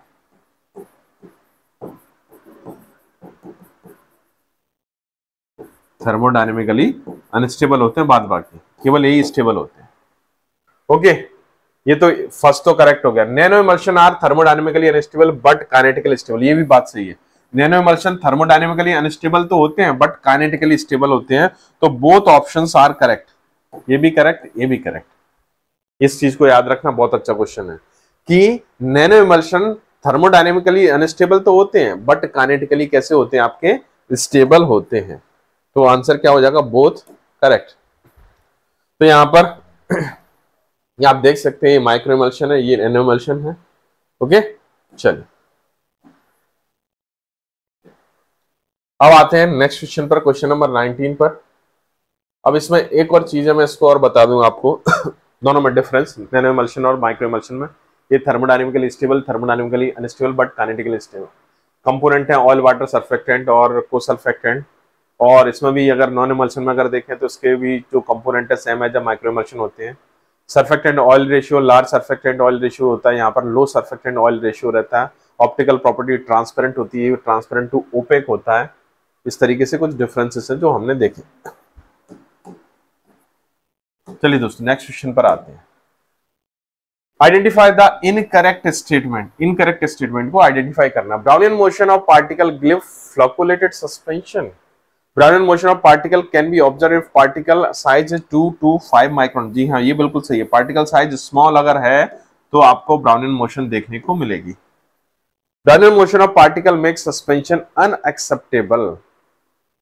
To eliminate the Brownian motion of particle, 20% of glycerin solution with viscosity of about 15 cps। Flocculated suspension। Brownian motion of particle give flocculated suspension। Particle will be free होना चाहिए। वैसे अगर देखा जाए तो ब्राउनियन मोशन आपका फ्लॉकुलेटेड सस्पेंशन देते हैं, ठीक है। Brownian motion of particle make suspension unacceptable, ये बात भी सही है, ये बात भी सही है, ये बात भी सही है। To eliminate the Brownian motion of particle 20% नहीं होगा, यहाँ पर 50% होगा। 50% glycerin solution with viscosity 5 cm is use. तो यहाँ पर जो है आपका आंसर इनकरेक्ट पूछा, तो इनकरेक्ट ये हो जाएगा डी, क्योंकि यहाँ पर 50% यूज होना चाहिए। पार्टिकल साइज 2 to 5 माइक्रोन होना चाहिए। Brownian motion of smallest particle give flocculated suspension. देखिए यहाँ पर क्या लिखा हुआ है, अगर हम बात करें कि ब्राउनियन मोशन ऑफ पार्टिकल, अगर मान लीजिए पार्टिकल के बीच में ब्राउनियन मोशन होती है तो पार्टिकल एक दूसरे के पास पास आते हैं तो कई बार फ्लॉकुलेशन हो जाता है, ठीक है ना। कई बार क्या हो जाता है, फ्लॉकुलेशन हो जाता है। इस चीज को याद रखना। हम यूजुअली ये सोचना है हम ये सोचना है कि फ्लॉकुलेटेड या डीफ्लॉकुलेटेड सस्पेंशन क्या ब्राउनियन मोशन देते हैं, तो डीफ्लॉकुलेटेड सस्पेंशन ब्राउनियन मोशन देते हैं। लेकिन ये डीफ्लॉकुलेटेड सस्पेंशन जब एक दूसरे कॉन्टेक्ट में आते हैं तो can be form the floc, मतलब फ्लॉकुलेट। तो ब्राउनियन मोशन के कारण आपका जो सिस्टम है कैसा हो सकता है, आपका फ्लॉकुलेटेड हो सकता है। ये बात भी सही है। ये आपका ब्राउनियन मोशन सस्पेंशन को अनएक्सेप्टेबल बनाता है, लेकिन डी गलत है। डी यहाँ पर रॉन्ग है। डी क्यों रॉन्ग है कि यहाँ पर परसेंटेज गलत है। कितना परसेंटेज होना चाहिए, लगभग लगभग अगर देखें तो 50% होना चाहिए। चलिए आगे बढ़ते हैं। Identify the wrong HLB combination. HLV value, hydrophilic lipophilic balance का रॉन्ग कॉम्बिनेशन देखना है। HLV वैल्यू 1 2 3 एंटी फॉर्म्स, बिल्कुल सही, एंटी फॉर्मिंग एजेंट की HLV वैल्यू इतनी होती है। HLV value 3.528 water in oil emulsion, ये भी बिल्कुल सही है। HLV value 3 to 5 waiting agent और स्प्रेडिंग एजेंट, जी नहीं, 7 to 9 होना चाहिए, ये रॉन्ग मैच है। HLV वैल्यू 13 to 16 क्या होते हैं? डिटर्जेंट होते हैं, जी हाँ बिल्कुल सही है, डिटर्जेंट होते हैं, ये तो बिल्कुल सही है। तो देखिए 8 to 16 वाले OW इमल्सीफायर, 16 to 18 वाले आपके सोलिबलाइजर होते हैं। तो इसको आपको याद रखने, यहाँ पर रॉन्ग पूछा है तो ये रॉन्ग हो रहा है, wetting agent and spreading agent, C is the right answer of this question. तो आप देख सकते हैं यहाँ पर HLV स्केल को, और इसके हिसाब से आप आंसर को निकाल सकते हो। डेफिनेटली आंसर क्या होना चाहिए आपके हिसाब से वो आपको मिल जाएगा। चलिए दोस्तों, अब नेक्स्ट क्वेश्चन पर आते हैं। क्वेश्चन नंबर आपका जो नेक्स्ट क्वेश्चन है, और ये उससे पहले आप देख सकते हैं HLV स्केल को। Question number 21, Pohlman liquid whistle use for the preparation of, किसके लिए यूज करते हैं दोस्तों? ये पोहम लिक्विड विसल जो होती है ultrasonic energy, ultrasonic wave produce करने का काम करती है, और अल्ट्रासोनिक एनर्जी की हेल्प से हम ना तो सस्पेंशन को बनाते हैं ना कोलॉइड को बनाते हैं, हम इससे इमल्शन को बनाते हैं। तो इमल्शन की प्रिपरेशन में इस पोहम लिक्विड विसल का यूज किया जाता है। तो करेक्ट आंसर क्या हो जाएगा यहाँ पर? A is the right answer. ये आप देख सकते हैं अल्ट्रासोनिक फायर है, इसमें पोहम विसल होती है, जिसकी हेल्प से क्या होता है कि आपका जो इंटरनल फेज है वो आपका ड्रॉपलेट्स में टूट जाता है और आपका इमल्शन प्रोड्यूस हो जाता है। अ सस्पेंशन शुड कंटेन, सस्पेंशन में क्या होता है? Particle of identical size with no agglomeration, a distributed particle from fine to coarse, particle with 10% fine, particle with 30% fine. A suspension should contain, क्या होना चाहिए? ठीक है, तो यहां पर अगर देखें तो particle identical size with no agglomeration, a distribution of particle from fine to coarse, particle with 10% fine, 30% fine. तो यहां पर आइडेंटिकल साइज के पार्टिकल होने चाहिए और उनमें किसी टाइप का एग्लोमरेशन नहीं होना चाहिए। इसमें साइड डिस्ट्रीब्यूशन नहीं होना चाहिए, किसी टाइप का फाइन प्रेजेंट नहीं होना चाहिए, नहीं तो क्या होगा, हार्ड के फॉर्मेशन के चांसेस हो सकते हैं। क्यों? आपके बड़े पार्टिकल के बीच में छोटे पार्टिकल आकर सेटल हो सकते हैं, जिसके कारण क्या हो सकती है, आपकी क्लोज पैकिंग हो सकती है और आपका जो इमल्शन है वो आपका हार्ड केक में कन्वर्ट हो सकता है। इसलिए यूनिफॉर्म साइज के यानी मोनो डिस्पर्शन होना चाहिए। क्या होना चाहिए? मोनो डिस्पर्शन होना चाहिए। तो ए आंसर हो जाएगा, ये आइडियल प्रॉपर्टी है। तो सस्पेंशन होमोजेनियस हेटेरोजेनियस मिक्सचर होने चाहिए, इसमें आपको नेक डाई से पार्टिकल देख लेने चाहिए और सबसे इंपॉर्टेंट पार्टिकल आपके आइडेंटिकल साइज, मतलब आपका सस्पेंशन मोनो डिस्पर्स होना चाहिए, किसी टाइप का एग्लोमरेट्स या फाइन प्रेजेंट नहीं होने चाहिए। चलिए, Stokes formula for sedimentation velocity v is given by, Stokes से हम रेट ऑफ सेडिमेंटेशन और वेलोसिटी ऑफ सेडिमेंटेशन, या हम कह सकते हैं कि movement rate of the internal phase globules of the suspension हम निकाल सकते हैं। तो यहाँ पर डिफरेंट टाइप के फॉर्मूला दिए गए हैं, D square rho 1 minus rho 2 ji upon 18 eta, d square equal to rho 1 plus rho 2 ji upon 18 eta, d square rho 1 plus rho 2 ji upon 9 eta, r square rho 1 minus rho 2 ji upon 18 eta. तो दोस्तों इस question को अगर हम देखें, बात करें v equal to, अगर देखें v का मतलब क्या होता है, v मतलब यहाँ पर अगर देखेंगे तो हम पाएंगे v is the rate of sedimentation या velocity of the internal phase, rate of sedimentation. तो D square rho 1 minus rho 2 g upon 18 eta, this is the formula for the Stokes law in terms of diameter. In terms of the radius, this formula can be converted into the 2r square rho 1 minus rho 2 g upon 9 eta। यहाँ पर 9 eta not, यहाँ पर भी ये diameter of internal phase particle या globule, rho 1 is the density of internal phase, rho 2 is the density of external phase, g is the acceleration of gravity,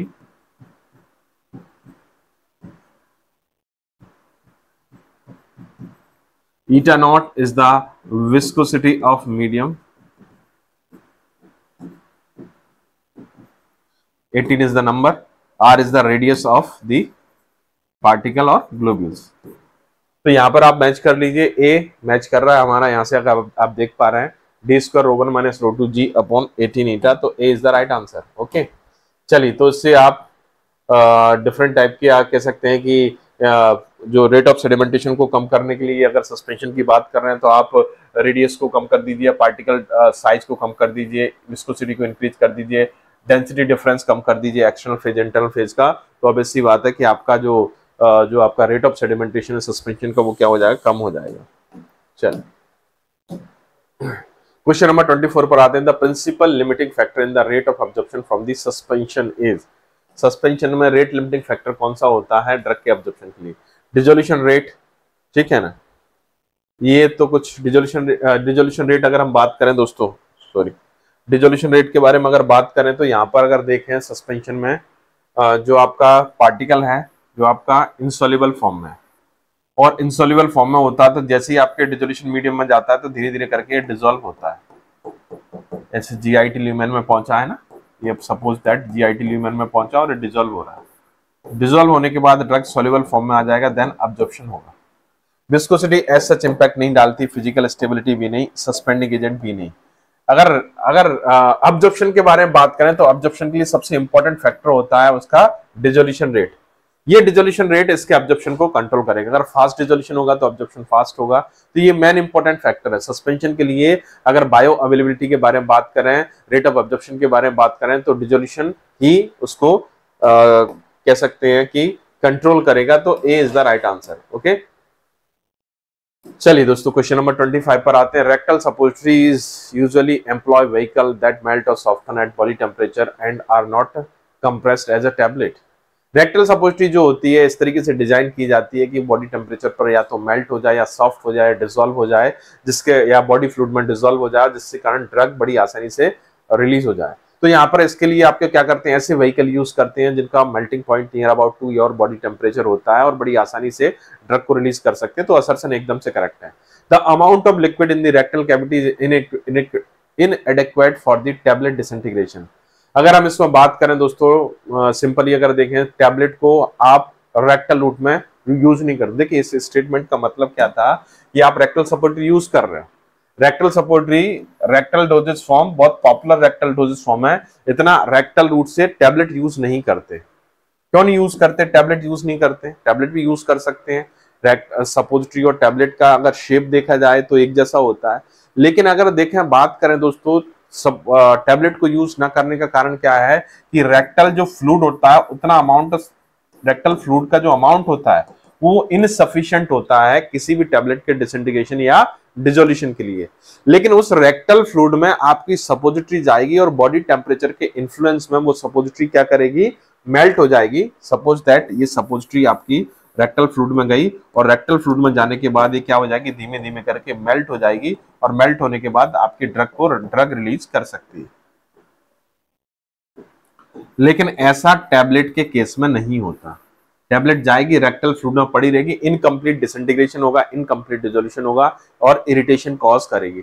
तो इसलिए tablet को हम प्रेफर नहीं करते, कंप्रेस टैबलेट को हम रेक्टल रूट के लिए प्रेफर करते हैं हम रेक्टल सपोजिटरी को, क्योंकि रेक्टल सपोजिटरी का जो ड्रग रिलीज प्रिंसिपल होता है वो क्या होता है, या तो मेल्टिंग होगा या फिर क्या होगा आपका डिसोल्यूशन होगा। ज्यादातर केस में मेल्टिंग प्रेफर करते हैं, इसलिए असर्शन रीजन दोनों करेक्ट हैं और reason is the correct explanation of the assertion। तो A is the right answer of this question। Yes, A is the right answer। Okay, तो आप देख सकते हैं यहाँ पर रेक्टल सपोजिटरी के बारे में। रेक्टल सपोजिटरी को हम सपोजिटरी के नाम से जानते हैं। अडल्ट में ये आपका 4 ग्राम इनका उसका अडल्ट में इसका 2 ग्राम होता है डोज और चिल्ड्रन में 1 ग्राम डोज होता है। इस तरीके से हम इसको स्पेसिफिक तरीके से रेक्टल रूट में यूज करते हैं। चलिए दोस्तों अब बात करते हैं क्वेश्चन नंबर 26। क्वेश्चन नंबर 26 क्या कहता है इसके बारे में देखते हैं। मैच दी कॉलम वाला क्वेश्चन है और सपोजिटरी के डोज साइज या हम कह सकते हैं कि सपोजिटरी की जो वेट है उससे रिलेटेड क्वेश्चन है। इस तरह के क्वेश्चन दोस्तों एग्जाम में देखे जाते हैं और ये हमें याद रखना पड़ेगा। जो सपोजिटरी वाली टेबल जो आपने पढ़ा होगा, सपोजिटरी की टेबल मिली होगी आप लोगों को, तो उसमें डेफिनेटली इनके डोज साइज दिए गए होंगे और डोज साइज या वेट कह सकते हैं, तो बड़ी आसानी से आप इस क्वेश्चन को शॉर्ट आउट कर सकते हो, क्वेश्चन को आप निकाल सकते हो। तो यहाँ पर अगर हम बात करें दोस्तों, सबसे पहले रेक्टल सपोजिटरी के बारे में बात करें तो रेक्टल सपोजिटरी सबसे ज्यादा यूज की जाने वाली सपोजिटरी, इसको हम सपोजिटरी के नाम से भी जानते हैं। इसका जो वेट होता है, इसका 2 ग्राम इसका वेट होता है। कितना होता है दोस्तों? 2 ग्राम इसका वेट होता है। वहीं अगर बात करें नेजल सपोजिटरी का जो वेट होता है 1 ग्राम होता है। वहीं यदि यूरेथ्रल सपोजिटरी के बारे में बात करें दोस्तों, अगर यूरेथ्रल सपोजिटरी को देखें तो इसका जो वेट होता है, डोज साइज, वो कितना 4 ग्राम रहता है। और वहीं यदि हम बात करें किसके बारे में, वेजाइनल सपोजिटरीज के बारे में बात करें, मतलब आर, तो इसका जो वेट होता है वो 3 ग्राम होता है। तो आप यहाँ पर देख सकते हैं, अगर हम मैच करें यहाँ पर, तो पी आपका है थर्ड, क्यू आपका है फर्स्ट, और आर आपका क्या है दोस्तों, अगर आप आर को अगर मैच कर रहे हैं तो आर यानी आपका वेजाइनल सपोजिटरी ये है आपका फोर्थ। और अब क्या बचता है? एस, एस मतलब अगर हम देखें तो सेकंड, एस मतलब सेकंड। ओके, तो यहां पर देखिए, यहां पर ए ऑप्शन नहीं होगा, बी भी नहीं होगा, डी भी नहीं होगा, ये सी से मैच कर रहा है। ओके, किससे मैच कर रहा है दोस्तों? सी से मैच कर रहा है। तो हमारे हिसाब से जो आंसर जो निकल के आ रहा है इस क्वेश्चन का, वो निकल के आ रहा है कौन सा दोस्तों? C. C is the right answer of this question, C is the perfect answer of this question. Okay, तो चलिए आप यहाँ पर देख सकते हैं किस तरीके से रेक्टल सपोजिटरीज जो है उसका जो वेट है वो कितना है, 2 ग्राम अडल्ट में, और चिल्ड्रन में 1 ग्राम। वहीं इसका शेप देखें तो टॉर्पिडो शेप होता है। वेजाइनल सपोजिटरी के बारे में बात करें तो इसका जो साइज जो रहता है 3 to 5 ग्राम होता है। यूरेथ्रल में जो जो वेट दिया गया था वो मेल के लिए दिया गया था 4 ग्राम और फीमेल के लिए 2 ग्राम। वहीं नेजल सपोजिटरी और ईयर सपोजिटरी का जो वेट होता है वो 1 ग्राम होता है। तो दोस्तों इस तरीके से आपको इनके वेट याद रखने हैं, और डेफिनेटली अगर वेट अगर याद रखेंगे तो इस तरीके के क्वेश्चन आप सॉल्व कर पाएंगे। चलिए दोस्तों अब आते हैं क्वेश्चन नंबर 27 पर। क्वेश्चन नंबर 27 क्या कहता है? The number of milligram of KOH potassium hydroxide required to neutralize the acetic acid used to acetylated the 1 gram of fat is known as। definition है सीधा सीधा, नंबर ऑफ पोटेशियम हाइड्रोक्साइड पूछे गए, number of milligram of potassium hydroxide ये पूछा गया है, जो कि एसिटिक एसिड को न्यूट्रलाइज कर दे। जो कि एसिटिक एसिड यूज होता है एसिटाइलेशन के लिए 1 gram of fat, 1 gram of fat के एसिटाइलेशन के लिए जो एसिटिक एसिड यूज हो रहा है, उसको पूरे एसिटिक एसिड को न्यूट्रलाइज करने के लिए जो नंबर ऑफ मिलीग्राम या मिलीग्राम पोटेशियम हाइड्रोक्साइड यूज होता है उसको क्या बोलते हैं? आयोडीन वैल्यू जी नहीं, सपोनिफिकेशन वैल्यू जी नहीं, एसिड वैल्यू जी बिल्कुल नहीं। करेक्ट आंसर है सी, हाइड्रोक्सिल वैल्यू। इस क्वेश्चन का दोस्तों एकदम से परफेक्ट आंसर जो निकल के आ रहा है हमारे पास, वो निकल के आ रहा है आपका सी, हाइड्रोक्सिल वैल्यू। तो दोस्तों उसको याद रखिएगा, हाइड्रोक्सिल वैल्यू को आंसर है सी यहाँ पर। और चेक करते हैं, चलिए आंसर सी ही करेक्ट आंसर है। और आप देख सकते हैं हाइड्रोक्सिल वैल्यू को, तो हाइड्रोक्सिल वैल्यू सबसे ज्यादा इंपॉर्टेंट है दोस्तों, बहुत बार क्वेश्चन पूछा गया है इससे रिलेटेड। तो इसमें क्या है दोस्तों, याद रखने वाली बात क्या है कि एसिटिक एसिड को न्यूट्रलाइज करने के लिए जो पोटेशियम हाइड्रोक्साइड की क्वांटिटी होती है उसको हम हाइड्रोक्सिल वैल्यू बोलते हैं। लेकिन ये याद रखना कि एसिटिक एसिड 1 ग्राम फैट को एसिटाइलेट करने के लिए यूटिलाइज की जा रही है। ओके, तो वह एसिटिक एसिड जो 1 ग्राम फैट को एसिटाइलेटेड कर दे और उसको न्यूट्रलाइज करने के लिए, उस एसिटिक एसिड को न्यूट्रलाइज करने के लिए जो एसिटिक पोटेशियम हाइड्रोक्साइड की क्वांटिटी रिक्वायर होगी उसको बोलेंगे हम हाइड्रोक्सिल वैल्यू। इसी तरीके से आपको saponification value, iodine value, water number, acid value, saponification point, solidification point और SFI को ध्यान रखना है दोस्तों। ओके, चलिए नेक्स्ट क्वेश्चन पर आते हैं। Which of the following statement regarding suppository base is true या करेक्ट? करेक्ट ढूंढना है हमें। ओके, चलिए तो यहां पर ऑप्शन ए से शुरुआत करते हैं। Theobroma oil does not show polymorphism, ये सेंटेंस पूरी तरह से रॉन्ग है। क्यों भैया रॉन्ग? रॉन्ग इसलिए है क्योंकि इसमें क्या है कि अगर हम बात करें बच्चों, अगर देखें तो थियोब्रोमा ऑयल जो होता है पॉलीमॉर्फिज्म शो करता है, डज नॉट शो लिखा हुआ है। पॉलीमॉर्फिज्म शो करेगा, डेफिनेटली शो करता है। क्यों शो करता है पॉलीमॉर्फिज्म? इसका जो इंटरनल स्ट्रक्चर में डिफरेंस होते हैं, क्रिस्टलाइन स्ट्रक्चर होता है आपका थियोब्रोमा ऑयल का, जिसके इंटरनल स्ट्रक्चर में डिफरेंस होने के कारण डिफरेंट डिफरेंट टाइप के polymorphic form beta, beta dash and gamma होते हैं। ये 4 पॉलीमॉर्फिक फॉर्म होते हैं, इसमें से बीटा फॉर्म स्टेबल होता है, बाद बाकी सारे फॉर्म मेटा स्टेबल होते हैं। ओके, तो ये सेंटेंस तो गया। Water soluble polyethylene glycol type base were introduced as an improvement on glycerinated gelatin and lipid type suppository base. Okay, यहां पर क्या है, ठीक है, यहां पर water soluble polyethylene glycol, water soluble polyethylene glycol, ये बहुत इंपॉर्टेंट है। ये अलोन, अगर इसको सिंगल ही देखें, अलोन अगर देखें तो ये आपका सपोजिटरी बेस का काम करता है। लेकिन कई बार ये क्या करते हैं हम, ग्लिसरीनेटेड जिलेटिन और कई बार लिपिड टाइप जो आपके बेस है उनमें भी हम इसका इनकॉर्पोरेशन करते हैं, मतलब कॉम्बिनेशन कर देते हैं, जिसके कारण इनके जो कैरेक्टरिस्टिक्स है, इनकी जो प्रॉपर्टी है वो इंप्रूव हो जाती है। तो कई बार पॉलीइथाइलिन ग्लाइकोल आप एज कह सकते हैं कि प्रॉपर्टी इनहांसर के तौर पर किसमें, ग्लिसरीनेटेड जिलेटिन और लिपिड बेस में भी यूज कर सकते हो डेफिनेटली। तो ये सेंटेंस तो करेक्ट है। अब देखते हैं सी और डी में क्या है। Glycerated gelatin has 14% gelatin and 70% glycerin, ये बात बिल्कुल सही है, लेकिन यहां पर लिखा है फैटी बेस। जी नहीं दोस्तों, ये फैटी बेस नहीं होता, ये क्या होता है, वाटर सॉल्युबल या water miscible, water soluble water miscible category में आता है, ना कि फैटी बेस कैटेगरी में। तो ये तो गलत हो गया।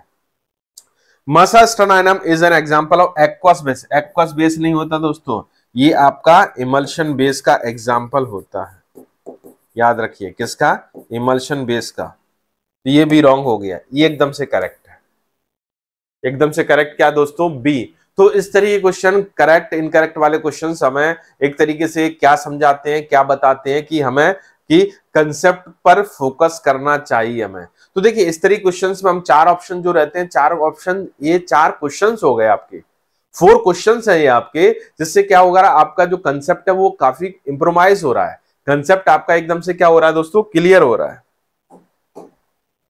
चलिए B is the right answer. और आप देख सकते हैं यहाँ पर ये जो आपका इमल्सिफाइंग बेस है मस्सा स्टेनाइनम है, और एक्वस बेस में water gelatin plus glycerinated gelatin 14% 70% glycerin होता है, बट ये फैटी बेस नहीं होता। चलिए आगे बढ़ते हैं, नेक्स्ट क्वेश्चन की तरफ आते हैं। Question number 29, which one of the following is a disadvantage of cocoa butter suppository base. तो दोस्तों सबसे पहले हमें ये हाईलाइट करना है डिसएडवांटेज को, ठीक है, ये याद रखना डिसएडवांटेज क्या होता है। डिसएडवांटेज मतलब एक लिमिटेशन, एक तरीके से इसको हम मतलब क्यों अवॉइड करते हैं, इसका यूज करने के पीछे क्या, यूज ना करने के पीछे क्या वजह हो सकती है। वैसे आपको बताना चाहता हूं, cocoa butter suppository most commonly used base होता है, सबसे ज्यादा यूज किया जाने वाला बेस होता है, लेकिन फिर भी कुछ कमियां तो रहती हैं। Solid at room temperature but melt in the body, ये तो इसका एडवांटेज है बच्चों, ये तो ऐसा तो होता है। देखिए 2 तरह से बेस हम सपोजिटरी को डिजाइन करते हैं, या तो ये मेल्ट हो जाए बॉडी टेम्परेचर पर, या बॉडी फ्लूइड में क्या हो जाए दोस्तों, डिसॉल्व हो जाए, तभी क्या होगा, ड्रग का रिलीज होगा। तो ये जो फैटी बेस होते हैं उनको यूज करने का इंटेंशन ये रहता है कि ये बॉडी टेम्परेचर पर जाकर क्या हो जाए दोस्तों, मेल्ट हो जाए। तो ये तो इसका एडवांटेज है, तो ये आंसर नहीं होगा। मिक्सिबिलिटी विथ मेनी इंग्रेडिएंट, ये भी एडवांटेज है, नॉट डिसएडवांटेज, ये एडवांटेज है, ये भी नहीं होगा। ब्लेंडनेस मतलब मिक्सिंग आसानी से हो जाता है, तो ये भी इसका एडवांटेज है, ये नहीं होगा। पॉलीमॉर्फिज्म, ये इसका डिसएडवांटेज है दोस्तों, एडवांटेज नहीं है। क्यों, क्योंकि यहां पर 4 टाइप के इसके पॉलीमॉर्फ रहते हैं, अल्फा, बीटा, बीटा डैश और गामा। अगर हमारे सिलेक्शन में चूक हो गई, हमें चाहिए स्टेबल पॉलीमॉर्फ और हमने मेटा स्टेबल पॉलीमॉर्फ सिलेक्ट कर लिया, तो there will be chances of some changes, chances of some changes in the properties of the suppositories। तो सपोजिटरी की प्रॉपर्टीज में चेंजेस हो सकते हैं, इसलिए हमें सिलेक्शन करना पड़ेगा सूटेबल पॉलीमॉर्फ का, क्योंकि यहाँ पर हमारे पास चॉइस है और हमें आइडेंटिफाई करना पड़ेगा। वो आइडेंटिफाई कैसे करोगे आप, फिजिकल प्रॉपर्टीज से आइडेंटिफाई करोगे, मेल्टिंग पॉइंट से आइडेंटिफाई करोगे। तो ये पॉलीमॉर्फिज्म एक ड्रॉबैक होता है कोकोआ बटर का, ना कि एक एडवांटेज। तो करेक्ट आंसर हो जाएगा दोस्तों यहाँ पर B is the right answer. Okay, ये इसके देखिए एडवांटेज हैं और ये इसके डिसएडवांटेज हैं। ये पॉलीमॉर्फिज्म शो करता है, रेंसिडिटी कॉज करता है, क्योंकि इसमें ऑक्सीडेशन हो सकता है, स्टिक कर सकता है मोल्ड के साथ में, लीकेज कर सकता है बॉडी कैविटीज में, कॉस्टली होता है। नेक्स्ट क्वेश्चन पर आते, question number 30, which test used to measure the time required by the suppository to soften under pressure similar to those found in the rectum in the presence of water at 37 degree centigrade। ये दोस्तों एक test है, different type के test होते हैं आपके suppositories के। अगर हम देखें जैसे आपका weight variation test, content uniformity test, melting point test, solidification point, breakage strength test, इस तरीके बहुत सारे टेस्ट रहते हैं सपोजिटरी के। तो उसमें से एक टेस्ट के बारे में पूछा गया है, which test is used to measure the time required by the suppository, time पूछा गया है, time required by the suppository to soften under pressure similar to those found in the rectum in the presence of water. Yes, जैसे कि आपने देखा होगा कि suppository को हम डिफरेंट टाइप की सपोजिटरी रहती है, कुछ रेक्टल सपोजिटरी रहती है, उसको हम रेक्टम में अप्लाई करते हैं और बॉडी टेम्परेचर पर जाकर वो कैसे सॉफ्ट हो जाती है। सॉफ्ट होने के बाद वो डिसॉल्व या मेल्ट हो सकती है और ड्रग को रिलीज को करेगी। तो उस टाइम को क्या बोलेंगे, उसको सॉफ्ट होने के बाद solidification test, disintegration test, liquefaction test, dissolution test. तो दोस्तों सॉलिडिफिकेशन टेस्ट कुछ होता नहीं है, डिसइंटीग्रेशन टेस्ट भी इसमें ऐसा कुछ होता नहीं है, डिसोल्यूशन जरूर होता है। लेकिन इसमें एक सबसे इंपॉर्टेंट टेस्ट होता है दोस्तों, लिक्विफेक्शन टेस्ट। लिक्विफेक्शन टेस्ट में क्या होता है, यू शेप का एक अपरेटस होता है, उसमें हम क्या करते हैं, सपोजिटरी को प्लेस करते हैं और सपोजिटरी को एक हॉट वाटर बाथ जिसका टेम्परेचर 37 डिग्री सेंटीग्रेड होता है उसको मेंटेन रखते हैं और उसके ऊपर एक ग्लास रॉड प्लेस कर देते हैं। किसके ऊपर, सपोजिटरी के ऊपर। तो ग्लास रॉड उस सपोजिटरी को पेनिट्रेट करते हुए कंस्ट्रक्शन तक एक कंस्ट्रक्शन होता है, एक तरीके से कह सकते हैं कि एक संकीर्णन, इस तरीके से यहां पर यहां पर आपने इसको प्लेस किया और इसके ऊपर एक ग्लास रॉड रख दिया। तो ग्लास रॉड पेनिट्रेट करते हुए यहां तक पहुंच जाएगी। तो यहां तक पहुंचने में जो टाइम लगता है उस टाइम को लिक्विफिकेशन टाइम बोलते हैं और इस टेस्ट को बोलते हैं लिक्विफेक्शन टेस्ट। तो ये बड़ा इंपॉर्टेंट टेस्ट है दोस्तों, स्पेशली उस टाइप की सपोजिटरी के लिए जिसमें ड्रग का रिलीज मेल्टिंग के थ्रू होता है, क्योंकि अगर लिक्विफाइड होगी तभी तो जाकर ड्रग का रिलीज बड़ी आसानी से होगा। तो दोस्तों आंसर क्या हो जाएगा यहाँ पर, C is the right answer. Okay, तो यहाँ पर लिक्विफिकेशन टेस्ट एक इंफॉर्मेशन देता है, प्रोवाइड करता है आपके सपोजिटरी के बिहेवियर को, जो कि आपके बॉडी टेम्परेचर के लिए डिजाइन की गई है। स्पेशली अगर हम बात करें, ओके, तो इसमें यू शेप का एक अपरेटस होता है, यू ट्यूब होती है और इसमें आप टेम्परेचर वाटर बाथ के थ्रू टेम्परेचर मेंटेन करते 37 के अराउंड और रॉड की हेल्प से आप लिक्विफिकेशन टाइम आप फाइंड आउट कर सकते हैं। चलिए दोस्तों क्वेश्चन नंबर 31 पर आते हैं, लेयर्ड सपोजिटरी। तो दोस्तों जैसे आपकी डिफरेंट टाइप के डोजेस फॉर्म होते हैं, जैसे आपकी कोटेड टैबलेट होती है उसी तरीके से सपोजिटरी भी होती है, लेयर्ड सपोजिटरी। तो इसमें दो लेयर में होती है, ये होता है आपका आउटर लेयर और ये होता है आपका कोर। ओके, तो layered suppository comprising an outer shell that has melting point 32 to 34। दोस्तों ये गलत है, आउटर लेयर जो होती है उसका मेल्टिंग पॉइंट थोड़ा सा ज्यादा होता है, near about to 38 degree centigrade होता है। ओके, तो ये तो गलत हो गया स्टेटमेंट 1। स्टेटमेंट 2 को देखते हैं, multi layer suppository serve the dual purpose of separating incompatible drug in different layer. जी हाँ, ये बिल्कुल सही है। आपकी जो लेयर्ड सपोजिटरी रहती है उनमें आप दो इनकम्पेटिबल टाइप की ड्रग्स हैं, उनको आप सेपरेट लेयर में रखकर आप फॉर्मुलेट कर सकते हो। मतलब एक लेयर में और दूसरा आपका कोर में, मतलब एक आपके कोट में और दूसरा आप कोर में रख सकते हो। तो स्टेटमेंट 2 तो पूरी तरह से करेक्ट है, तो यहां पर सिलेक्ट कर लीजिए, statement 2 is correct and statement 1 is incorrect. तो मतलब आंसर हो जाएगा यहां पर B is the right answer of this question.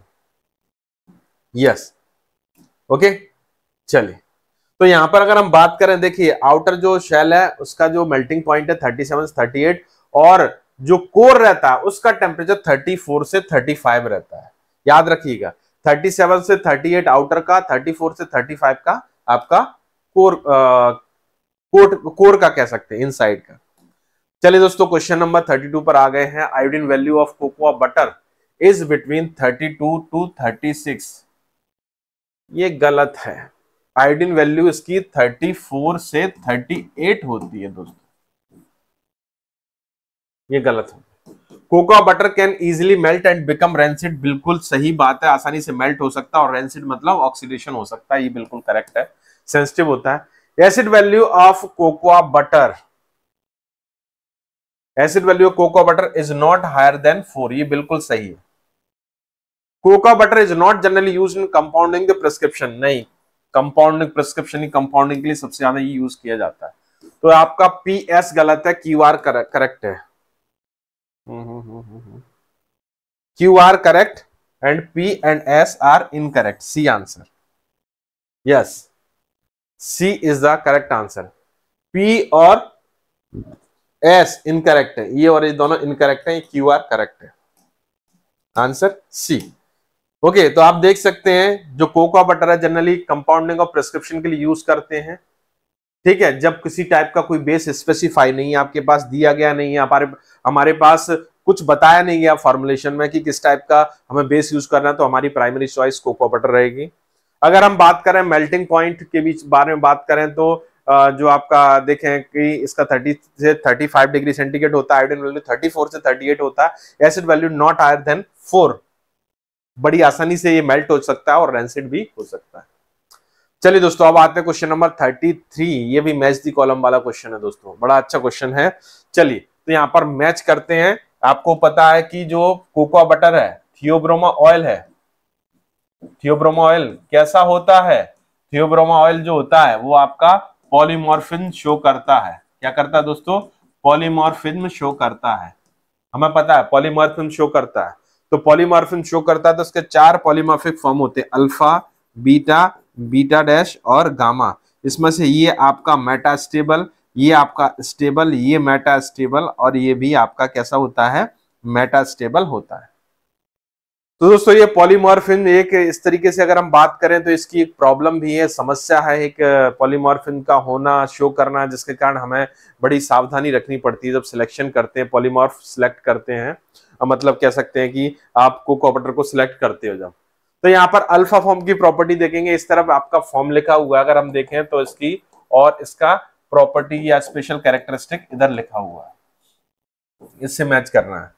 तो जो अल्फा फॉर्म है, ठीक है ना, अल्फा फॉर्म जो है आपका वो किस तरीके का? Obtaining by suddenly cooling melted cocoa butter to 0 degree centigrade. आपने क्या किया? कोकोआ बटर जो था, कोकोआ बटर था, उसको सडनली मेल्ट करने के बाद सडनली कूल कर दिया। मतलब कोकोआ बटर का जो मेल्टेड मास था, कोकोआ बटर, ठीक है ना, जो मेल्टेड मास था, उस मेल्टेड मास को क्या कर दिया आपने? सडनली कूल कर दिया 0 डिग्री सेंटीग्रेड पर, तो आपका अल्फा फॉर्म प्रोड्यूस हो जाता है। Okay, beta dash form crystallise out of the liquefied cocoa butter. Liquefied cocoa butter होता है, उसका क्रिस्टलाइजेशन अगर कर दें तो आपका बीटा फॉर्म मिल जाएगा आपको, beta dash form, sorry. Beta form changing is accompanied by volume contraction. इसमें क्या होता है? इसका जो सॉरी वॉल्यूम कंप्रेशन से इसमें चेंजेस शो हो सकते हैं। और gamma form obtained by pouring a cool 20 degree centigrade cocoa butter. तो ये इसमें क्या करेंगे? मेल्टेड मास को पोर करेंगे और 20 डिग्री सेंटीग्रेड पर ले जाएंगे तो आपको गामा फॉर्म मिलेगा। तो first P, second R, third S, fourth Q, मतलब आंसर बी। करेक्ट आंसर क्या हो जाएगा दोस्तों? यहां पर B. B is the correct answer of this question. Yes, okay. चलिए, तो ये इनको बनाने के तरीके और इनकी कुछ प्रॉपर्टीज थी, डिस्क्रिप्शन था। तो अल्फा फॉर्म का मेल्टिंग पॉइंट याद रखिएगा 24 डिग्री सेंटीग्रेड, बीटा डैश का 28 से 31, बीटा का 34 के अराउंड होता है और गामा का 18 डिग्री सेंटीग्रेड होता है। ओके, चलिए क्वेश्चन नंबर 34 पर आते हैं। Which of the following does not require lubricant in the mold when used to formulated suppositories. अगर मान लीजिए आप सपोजिटरी प्रिपेयर कर रहे हैं, बेस कौन कौन से बेस यूज करते हैं आप? फैटी बेस यूज करते हो, दूसरा आपका water miscible and water soluble base और इमल्सिफाइंग बेस, ये 3 तरह के बेस आप यूज करते हो।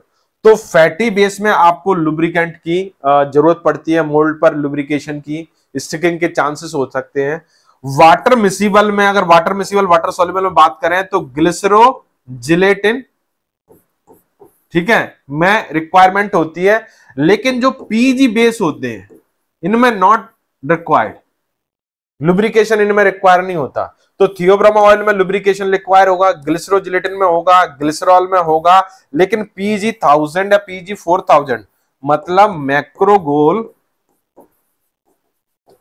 या कार्बोवैक्स से, मैक्रोगोल या कार्बोवैक्स से बनी हुई जो आपकी कह सकते हैं कि सपोजिटरीज होगी उसमें मोल्डिंग की रिक्वायरमेंट, उसमें सॉरी लुब्रिकेशन की रिक्वायरमेंट नहीं होगी, नॉट रिक्वायर। चिपचिपाहट यहां पर होगी। देखिए लुब्रिकेंट कब यूज करते हैं, जब लुब्रिकेंट का काम क्या होता है कि मैन्युफैक्चरिंग को ईज करना और अडेरेंस से रोकना।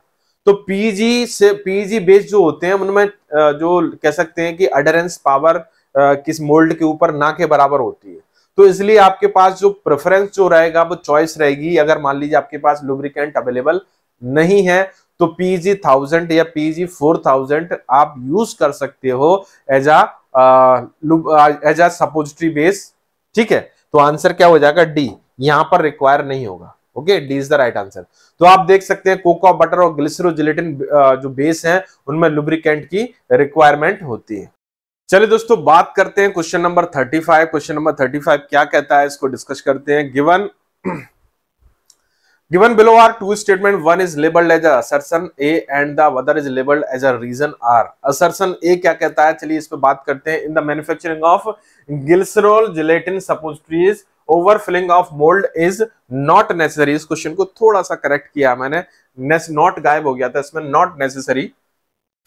रीजन आर कहता है glycero gelatin base contact very little on cooling and the excess can not be neatly removed. याद रखिएगा दोस्तों, देखिए क्या होता है दोस्तों, यहां पर अगर हम देखते हैं सपोजिटरी जो मास हम प्रिपेयर करते हैं, सपोजिटरी जो मास है, सपोजिटरी मास मेल्टेड जो या कह सकते हैं ब्लेंडेड मास है, उसको हम क्या करते हैं लेकर हम किसमें, मोल्ड में फिल करते हैं।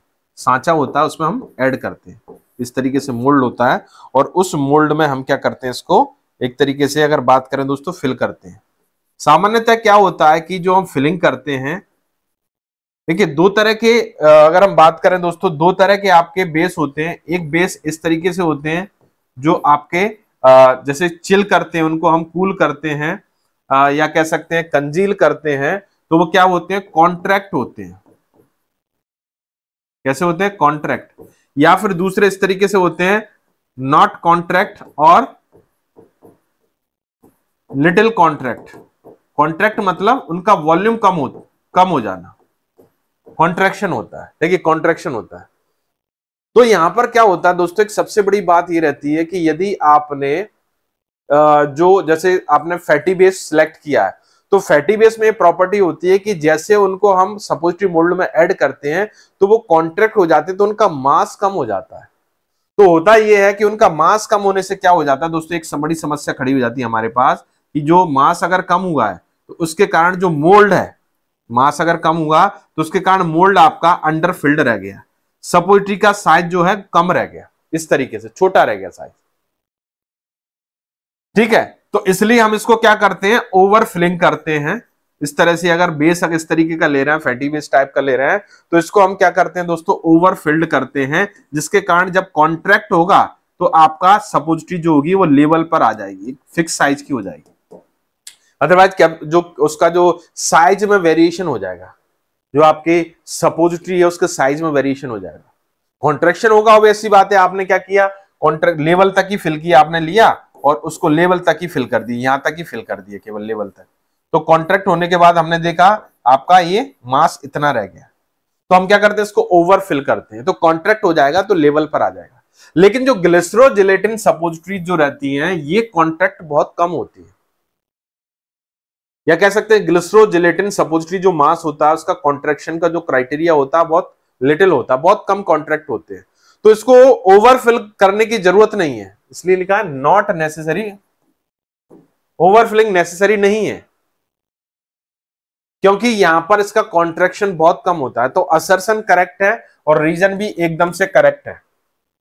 दूसरी खास बात क्या रहती है कि अगर मान लीजिए आपने ओवरफिल कर भी दिया तो जो ओवरफिल्ड जो मास है उसको रिमूव करना, क्योंकि हटाना पड़ेगा आपको, यहां से मान लीजिए ज्यादा हो गया है, इससे ऊपर निकल गया है, तो इसको अगर सेपरेट करने की जरूरत पड़ी तो नीटली सेपरेट नहीं हो सकता, ये बड़ी प्रॉब्लम होती है इसके साथ में।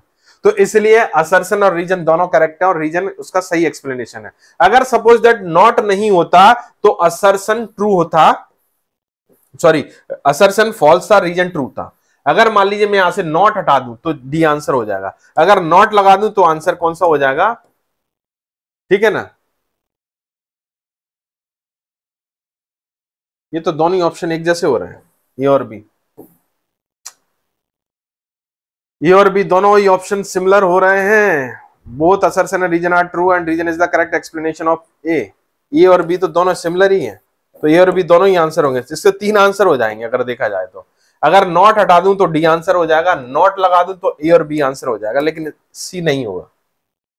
ओके, करेक्ट आंसर यहां पर ए और बी में से है। अगर नॉट लगा दे तो, ना लगाए तो डी आंसर हो जाएगा। चलिए, ओके, अब आते हैं क्वेश्चन नंबर 36 पर। When 6 supposed trees containing 20% of morphine hydrochloride in theobroma oil are to be prepared, which of the following statement is correct? Given displacement value of morphine hydrochloride is 1.5, weight of each supposed tree is 1 gram। Question को थोड़ा सा घुमाने के लिए उन्होंने displacement value और suppose tree का wait भी दे दिया गया, तो हम सोचेंगे कुछ कैलकुलेशन होगी, बट ऐसा नहीं है। चलिए ऑप्शंस देखते हैं यहां पर। पहले, the displacement value of morphine hydrochloride is to be considered, the displacement value of both morphine hydrochloride and the theobroma oil are to be considered, the displacement value of morphine hydrochloride is to be ignored, the displacement value of theobroma oil is to be considered। दोस्तों displacement value क्या होती है ये हमारे लिए जानना जरूरी है। दोस्तों क्या होता है कि आपकी जो डिफरेंट टाइप की ड्रग्स रहती है उनका जो कह सकते हैं कि जो उनका जो डेंसिटी होती है वो डिफरेंट डिफरेंट होती है। तो जब कभी हम क्या करते हैं कि सपोजिटरी बनाते हैं उस ड्रग से, और हमारे जो मोल्ड का वॉल्यूम फिक्स होता है, तो डेंसिटी डिफरेंस होने के कारण क्या होता है कि आपका मोल्ड ओवरफिल्ड या अंडरफिल्ड रह जाता है। तो इसके कारण आपके मोल्ड को कैलिब्रेट करने के लिए, ध्यान दीजिएगा दोस्तों, मोल्ड को कैलिब्रेट करने के लिए हम लोग क्या करते हैं कि यहाँ पर एक वैल्यू या एक नंबर की हेल्प लेते हैं, उसको बोलते हैं डिस्प्लेसमेंट वैल्यू। डिस्प्लेसमेंट वैल्यू का मतलब होता है नंबर ऑफ मिलीग्राम या number of quantity, number of grams या number of milligrams of the drug which are required to displace the 1 gram of base. 1 gram base को डिस्प्लेस करने के लिए कितना ड्रग रिक्वायर होता है उसको डिस्प्लेसमेंट वैल्यू बोलते हैं। जैसे यहाँ पर मॉर्फिन हाइड्रोक्लोराइड का डिस्प्लेसमेंट वैल्यू कितना दिया, 1.5 दिया हुआ है। इसका मतलब क्या है, 1.5 gram of 1.5 milligram of hydrochloride displace the 1 gram of the 1 gram of the base. तो इसको चीज को याद रखिएगा दोस्तों। तो यहाँ पर, लेकिन यहाँ पर 6 सपोर्टरी है और उसमें ड्रग है 20% ऑफ मॉर्फिन हाइड्रोक्लोराइड। जब ड्रग 20% या 20% से ज्यादा हो जाती है तब हम डिस्प्लेसमेंट वैल्यू को इग्नोर कर देते हैं, याद रखिएगा। ये एक कंसेप्ट है कि जब ड्रग की वैल्यू 20% या 20% कट ऑफ वैल्यू रहती है, 20% या 20% से ज्यादा कर देते हैं तो उस समय क्या हो जाता है, उसकी जो कह सकते हैं डिस्प्लेसमेंट वैल्यू को क्या कर देते हैं, इग्नोर कर देते हैं। तो दोस्तों आंसर यहां पर क्या हो जाएगा, C, the displacement value of morphine hydrochloride should be ignored. Yes, C is the right answer. Okay, तो आप देख सकते हैं यहां पर एक्सप्लेनेशन को, ये कूपर गन में आपको मिल जाएगा। चलिए दोस्तों, अभी यहाँ पर isoelectric point of Pharmagel B and Pharmagel A, Pharmagel A and Pharmagel B को हम सबसे पहले एक्सप्लोर करते हैं। इनका मतलब क्या होता है, फार्माजेल बी मतलब जिलेटिन टाइप बी, फार्माजेल मतलब जिलेटिन टाइप बी और फार्माजेल मतलब जिलेटिन टाइप ए। तो आपको जैसे कि पता है 2 टाइप के जिलेटिन होते हैं, gelatin A and gelatin type B. ये आपके एसिड ट्रीटेड प्रिकर्सर से आप ऑब्टेन करते हैं। इसको कैसे ऑब्टेन करते हैं, एसिड ट्रीटेड प्रिकर्सर से आप इसको ऑब्टेन करते हैं, और इसको आप बेस या एल्कलाई ट्रीटेड प्रिकर्सर से आप ऑब्टेन करते हैं।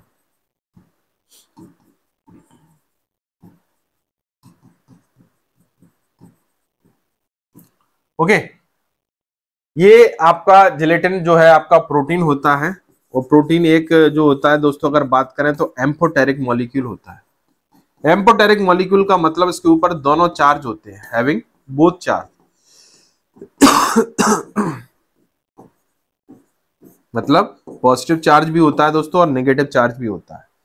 लेकिन एक ये पॉजिटिव और नेगेटिव चार्ज कम भी हो सकता है, ज्यादा भी हो सकता है, लेकिन एक पीएच, पर्टिकुलर पीएच ऐसी रहती है जिस पर positive charge equal to negative charge, positive charge और नेगेटिव चार्ज दोनों बराबर हो जाते हैं, इक्वल हो जाते हैं।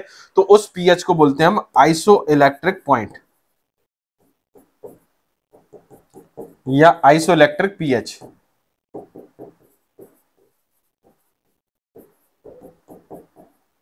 ओके, तो यहां पर अगर देखें, यहां पर जो एसिड ट्रीटेड प्रिकर्सर होता है उसकी जो कह सकते हैं आइसोइलेक्ट्रिक वैल्यू 7 to 9 होती है और इसकी आपकी 4.7 से 5 के बीच में होती है बी की। तो चलिए अगर यहाँ पर देखें 3 and 9 बी एंड उसकी पूछिए ए की, तो ये नहीं होगा ऑप्शन, ये भी नहीं होगा, ये भी नहीं होगा, ये मैच कर रहा है। 4.7 किसका होगा, बी का, और 7 किसका होगा, ए का। करेक्ट आंसर बी हो जाएगा। Correct answer is B. Okay, तो आप देख सकते हैं यहां पर इसका डिस्क्रिप्शन। चलिए दोस्तों अब आगे बढ़ते हैं। Question number 38, which of the following method is used to manufacturing the suppository. Suppository को बनाने के लिए कौन सी मेथड यूज की जाती है? तो डिसोल्यूशन मेथड। डिसोल्यूशन मेथड से कभी हम कोई चीज नहीं बनाते दोस्तों। डिसोल्यूशन मेथड से हम सॉल्यूशन प्रिपेयर कर सकते हैं। ठीक है, डिसोल्यूशन मेथड एक डिसोल्यूशन टेस्टिंग होती है। अगर देखें टेबलेट कैप्सूल सपोजिटरी के लिए, तो डिसोल्यूशन मेथड से आप सॉल्यूशन बना सकते हो। स्टेरिलाइजेशन मेथड से आप कोई बनाते नहीं हो, आप आपके जो प्रोडक्ट है उसको कंटामिनेशन फ्री बनाते हैं। Product to make contamination free, आप क्या करते हैं, उसको कंटामिनेशन फ्री बनाते हैं अपने प्रोडक्ट को। ओके, तो ये भी नहीं होगा। फ्यूजन मेथड, फ्यूजन मेथड से आप इसको कैसे, फ्यूजन मेथड से आपका ऑइंटमेंट बनता है दोस्तों, सपोजिटरी नहीं बनता। सपोजिटरी बनाने के लिए हम कंप्रेशन मोल्डिंग मेथड का यूज करते हैं। मोल्डिंग बहुत जरूरी है, यहां पर मोल्डिंग जरूरी है, क्योंकि जो आपकी सपोजिटरी रहती है उसका एक डेफिनेट शेप होता है, डेफिनेट साइज होता है, तो उसके लिए मोल्डिंग की आवश्यकता होती है। मोल्डिंग मेथड प्रायोरिटी में यूज करते हैं। तो करेक्ट आंसर क्या हो जाएगा यहां पर, A is the correct answer of this question. कौन कौन से, hand moulding method, compression moulding, pour moulding, automatic moulding होती है। तो यहां पर मोल्डिंग बहुत होना जरूरी है, मोल्डिंग होना बहुत जरूरी है। चलिए अब आगे बढ़ते हैं क्वेश्चन नंबर 39 पर। Suppository should have metastable form. Metastable form use नहीं करते दोस्तों, स्टेबल फॉर्म यूज करते हैं, याद रखना। प्रायोरिटी हमारी किस पर रहती है, स्टेबल पर, not metastable. Comfortable with the most of the drug, ये सही है। सेंसिटाइजिंग, सेंसिटाइजिंग नहीं होती, बायोकंफर्टेबल होती है। नॉन सेंसिटाइजिंग होती है। अगर सेंसिटाइजिंग होगी तो इसको यूज नहीं करेंगे। ड्रेव टेस्ट में अगर फेल हो जाएगी तो इसको यूज नहीं करेंगे, तो ये गलत है। Have good waiting and emulsifying effect, बिल्कुल सही है, वेटिंग प्रॉपर्टी अच्छी खासी होती है। ओके, तो ये आपका Q और S करेक्ट है। P and R are false, तो आंसर हो जाएगा B. B is the right answer. 39 का आंसर है बी। ओके, चलिए तो ये प्रॉपर्टीज, इन प्रॉपर्टीज को आप देख लीजिए, इनको लर्न करिए कि बॉडी टेम्परेचर मेल्ट होनी चाहिए या डिसॉल्व होनी चाहिए, इसका शेप बना रहना चाहिए जब आप इसको प्रिपेयर करते हैं, और मेडिकामेंट को आसानी से रिलीज करना चाहिए। नॉन टॉक्सिक, नॉन इरिटेंट होनी चाहिए, स्टेबल होना चाहिए, comfortable with large number of drugs, stable if heated about melting point, easily moulded, good in appearance और इजीली मोल्डेड। तो ये कुछ आइडियल सपोजिटरी बेस की प्रॉपर्टीज होती है। क्वेश्चन नंबर 40 पर आते हैं। Which of the following is the disadvantage of glycerogelatin base. Disadvantage, leakage from body cavities नहीं, पॉलीमॉर्फिज्म नहीं, रैपिड सॉलिडिफिकेशन ये भी नहीं, लैक्सेटिव एक्शन, ये लैक्सेटिव एक्शन कॉज करता है। क्यों? ये आपके जो जिस जगह पर आप अप्लाई करते हैं, रेक्टल रीजन पर अप्लाई करते हैं, तो वहां की सेल्स का वाटर को खींच लेता है, डिहाइड्रेट कर देता है सेल्स को, और जो वाटर जो सेल्स का निकल के आता है वो आपके रेक्टम एरिया में आ जाता है, रेक्टम फ्लूइड के साथ मिक्स हो जाता है, तो एक लैक्सेटिव एक्शन क्रिएट होता है। तो जब आप ग्लिसरोजिलेटिन बेस यूज करोगे तो आपको ये समस्या से दो चार होना पड़ सकता है, लैक्सेटिव एक्शन शो करते हैं, क्योंकि ये जिसके कारण डायरिया जैसी कंडीशंस हो सकती हैं, या फिर स्टूल आपका अत्यंत सॉफ्ट हो सकता है। तो D is the right answer.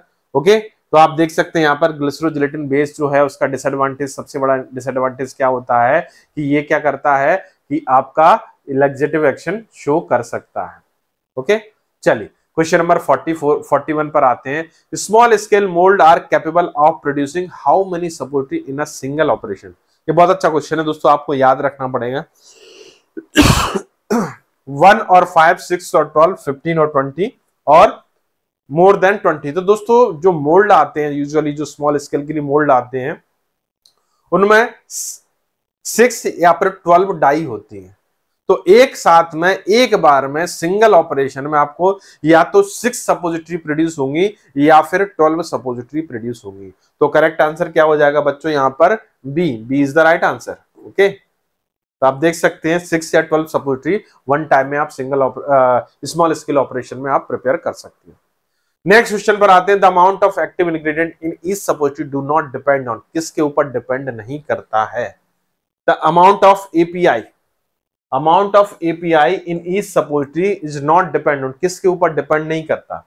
Volume of the mould cavity इस पर डिपेंड करता है, स्पेसिफिक ग्रेविटी ऑफ बेस इस पर डिपेंड करता है, वॉल्यूम वेरिएशन बिटवीन मोल्ड इस पर भी डिपेंड करता है, लेकिन वेट वेरिएशन बिटवीन सपोजिटरी के बीच में जो वेट वेरिएशन किसके कारण होता है?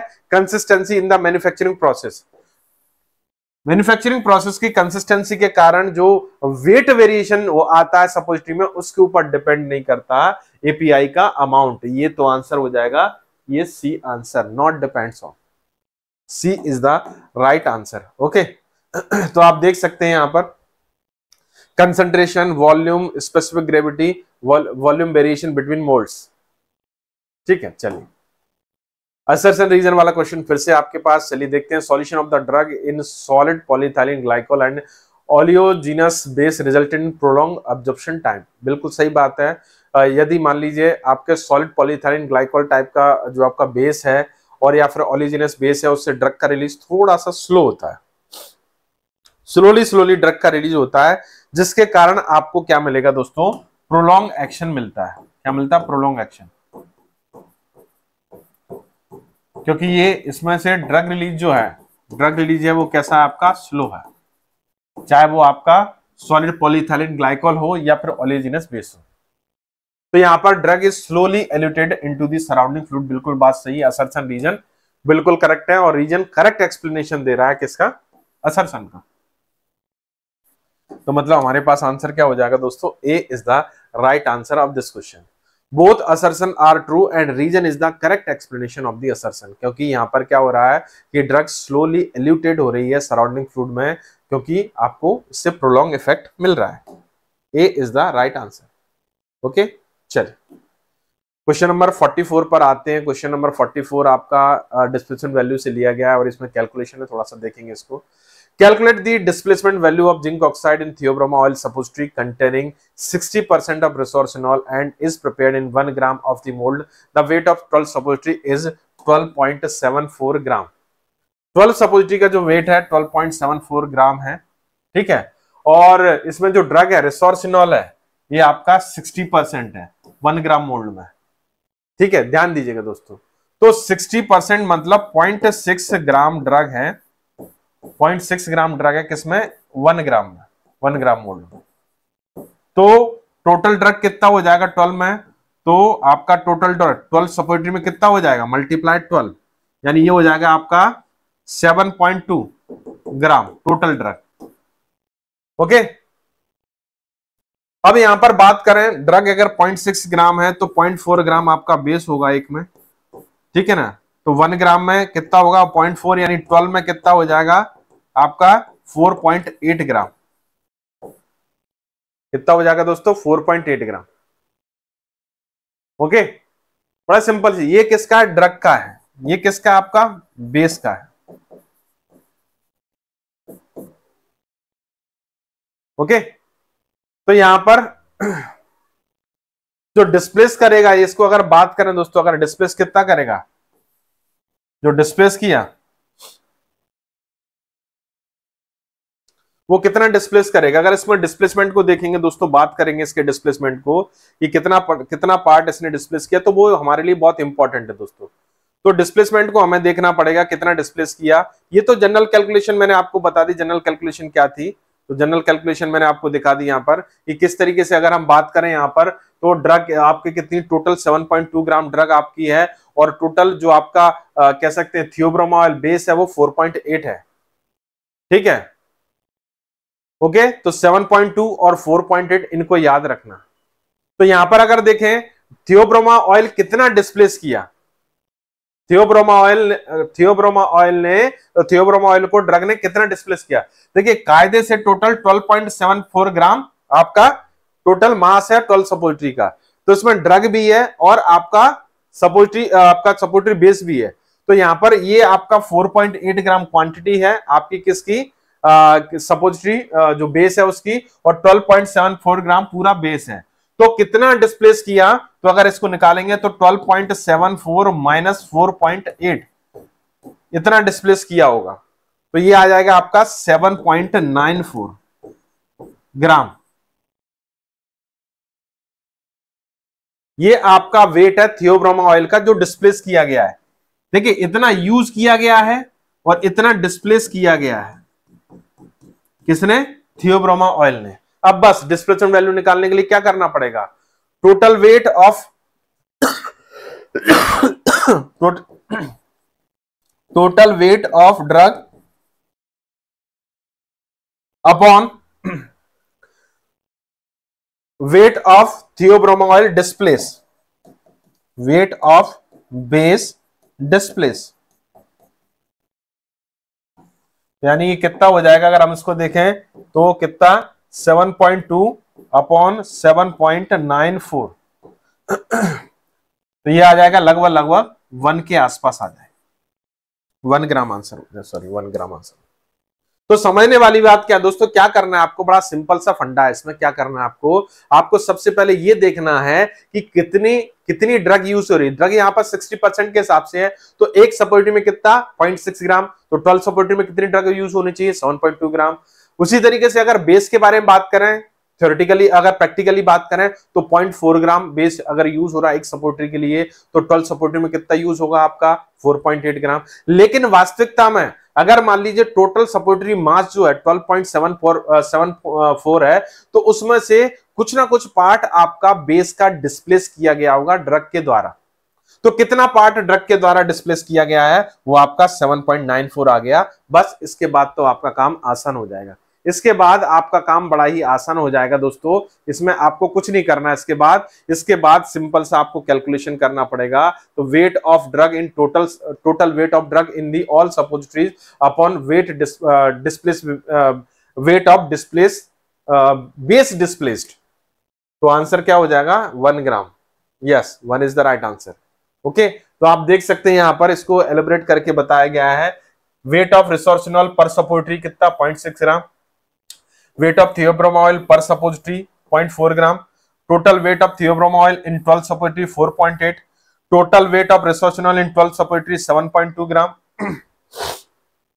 Calculate the weight of Theobroma oil which is displaced by the resorcinol.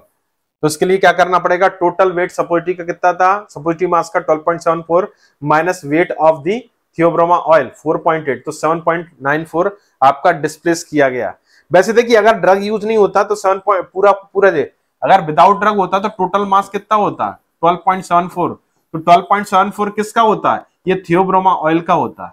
लेकिन अभी ड्रग यूज किया गया है तो ड्रग ने 7.94 जो ग्राम है आपका मास है वो डिस्प्लेस कर दिया है। वो क्या कर दिया, डिस्प्लेस कर दिया है। चलिए, बड़ा सिंपल सा क्वेश्चन था। चलिए, micro emulsion are known for their high viscosity, opaque appearance, transparent to translucent, large droplet size. तो दोस्तों आपको बताना चाहता हूं माइक्रो इमल्शन एक आपके इस टाइप के इमल्शन होते हैं जो कि थर्मोडायनेमिकली स्टेबल होते हैं। ओके, एक सबसे इंपॉर्टेंट चीज, थर्मोडायनेमिकल स्टेबल, बाद बाकी अनस्टेबल होते हैं।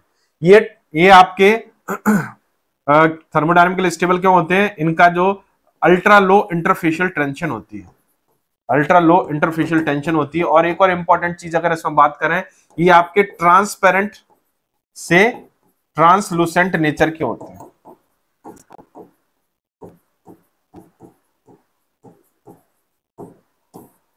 Okay, due to low globule size, कितना लो 0.012 0.1 माइक्रोन, मतलब लार्ज सरफेस एरिया। तो लार्ज ड्रॉपलेट साइज जी नहीं, ओपेक अपीयरेंस जी नहीं, हाई विस्कोसिटी जी नहीं, translucent to transparent in nature.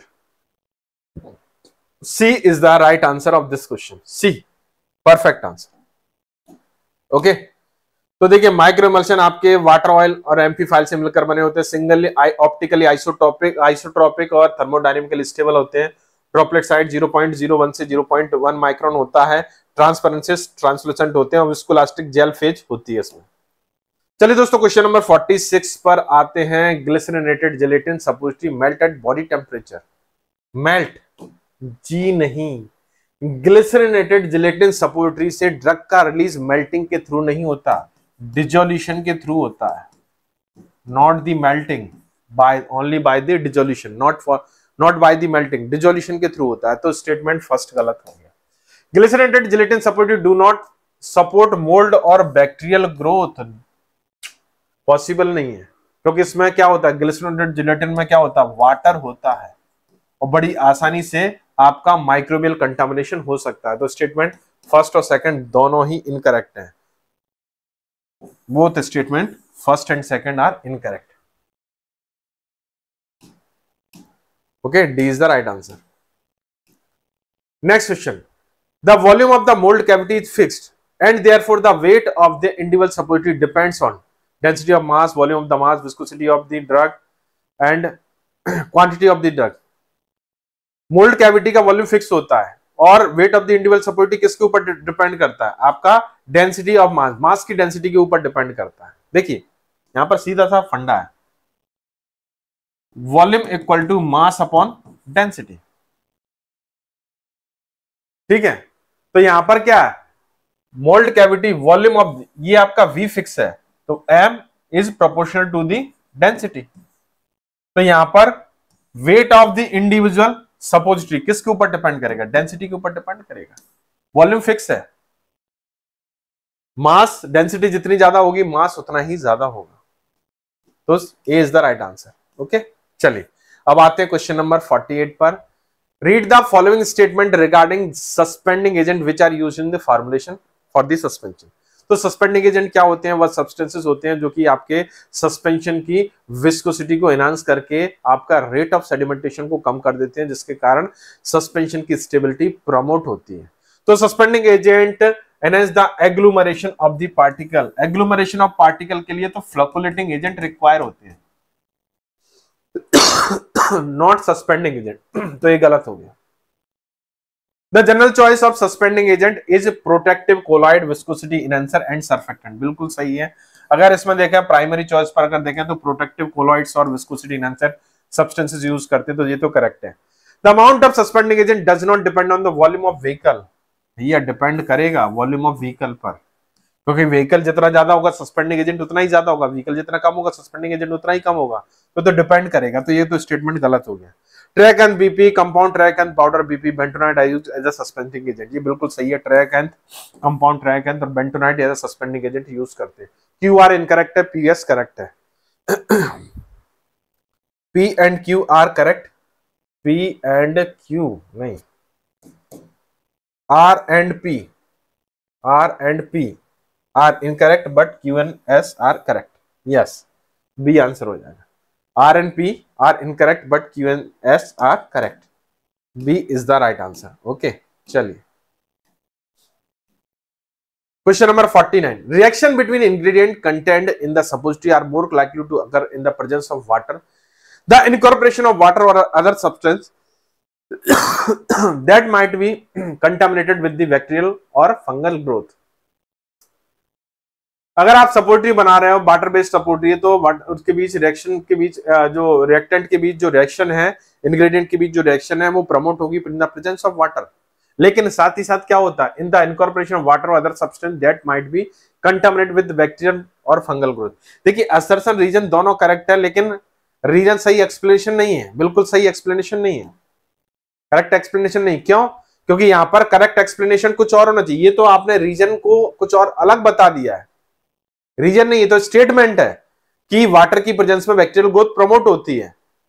तो ये तो उल्टा हो गया। असर्शन और रीजन दोनों करेक्ट हैं, लेकिन सही एक्सप्लेनेशन नहीं दे रहा। वाटर की प्रेजेंस में रिएक्शन कैसे प्रमोट होती है इंग्रेडिएंट के बीच, उसको नहीं बता रहा। ये तो उल्टा ये बता रहा है कि वाटर अगर यूज करोगे तो फंगल ग्रोथ हो जाएगी, बैक्टीरियल ग्रोथ हो जाएगी। तो B is the right answer. चलिए क्वेश्चन नंबर 50 पर आते हैं। बहुत अच्छा क्वेश्चन है, कई बार पूछा गया क्वेश्चन है। Upon standing sometime gel system shrinks a bit, a little liquid is pressed out, this is known as. यहाँ पर क्या होता है, कई बार जो हाइड्रोजेल्स वगैरह रहते हैं उसमें क्या होता है कि पार्टिकल पार्टिकल इंटरेक्शन के कारण जो आपका जो लिक्विड फेज होती है वो स्क्वीज आउट हो जाती है, बाहर आ जाती है आपके सिस्टम से। उस फिनोमेना को बोलते हैं मूजिंग, सिनेरेसिस, श्रिंकेज या फिर डिसॉल्वेशन। दोस्तों उस फिनोमेना को बोलते हैं syneresis. This is the definition of the syneresis. तो करेक्ट आंसर क्या हो जाएगा, बी।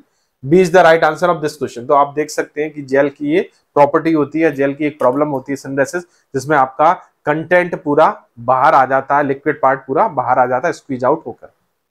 चलिए थैंक यू सो मच। तो दोस्तों ये थे आपके 50 क्वेश्चंस जो कि वीकली टेस्ट में पूछे गए थे। डेफिनेटली इन 50 क्वेश्चंस के थ्रू आपका बायोफिजिक्स सिस्टम और सपोजिटरी डोजेस फॉर्म एकदम से क्रिस्टल क्लियर हो गया होगा। आई होप आप लोगों का स्कोर काफी अच्छा रहा होगा इस पेपर में। थोड़ा सा पेपर हार्ड भी है कह सकते हैं, लेकिन फिर भी तैयारी के हिसाब से काफी अच्छे क्वेश्चंस थे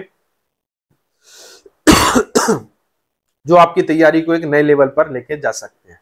चलिए दोस्तों मिलता हूं नेक्स्ट टेस्ट में कुछ नए क्वेश्चंस के साथ, कुछ नए डिस्कशन के साथ। तब तक के लिए मुझे आज्ञा दीजिए। Thank you so much, take care, bye bye.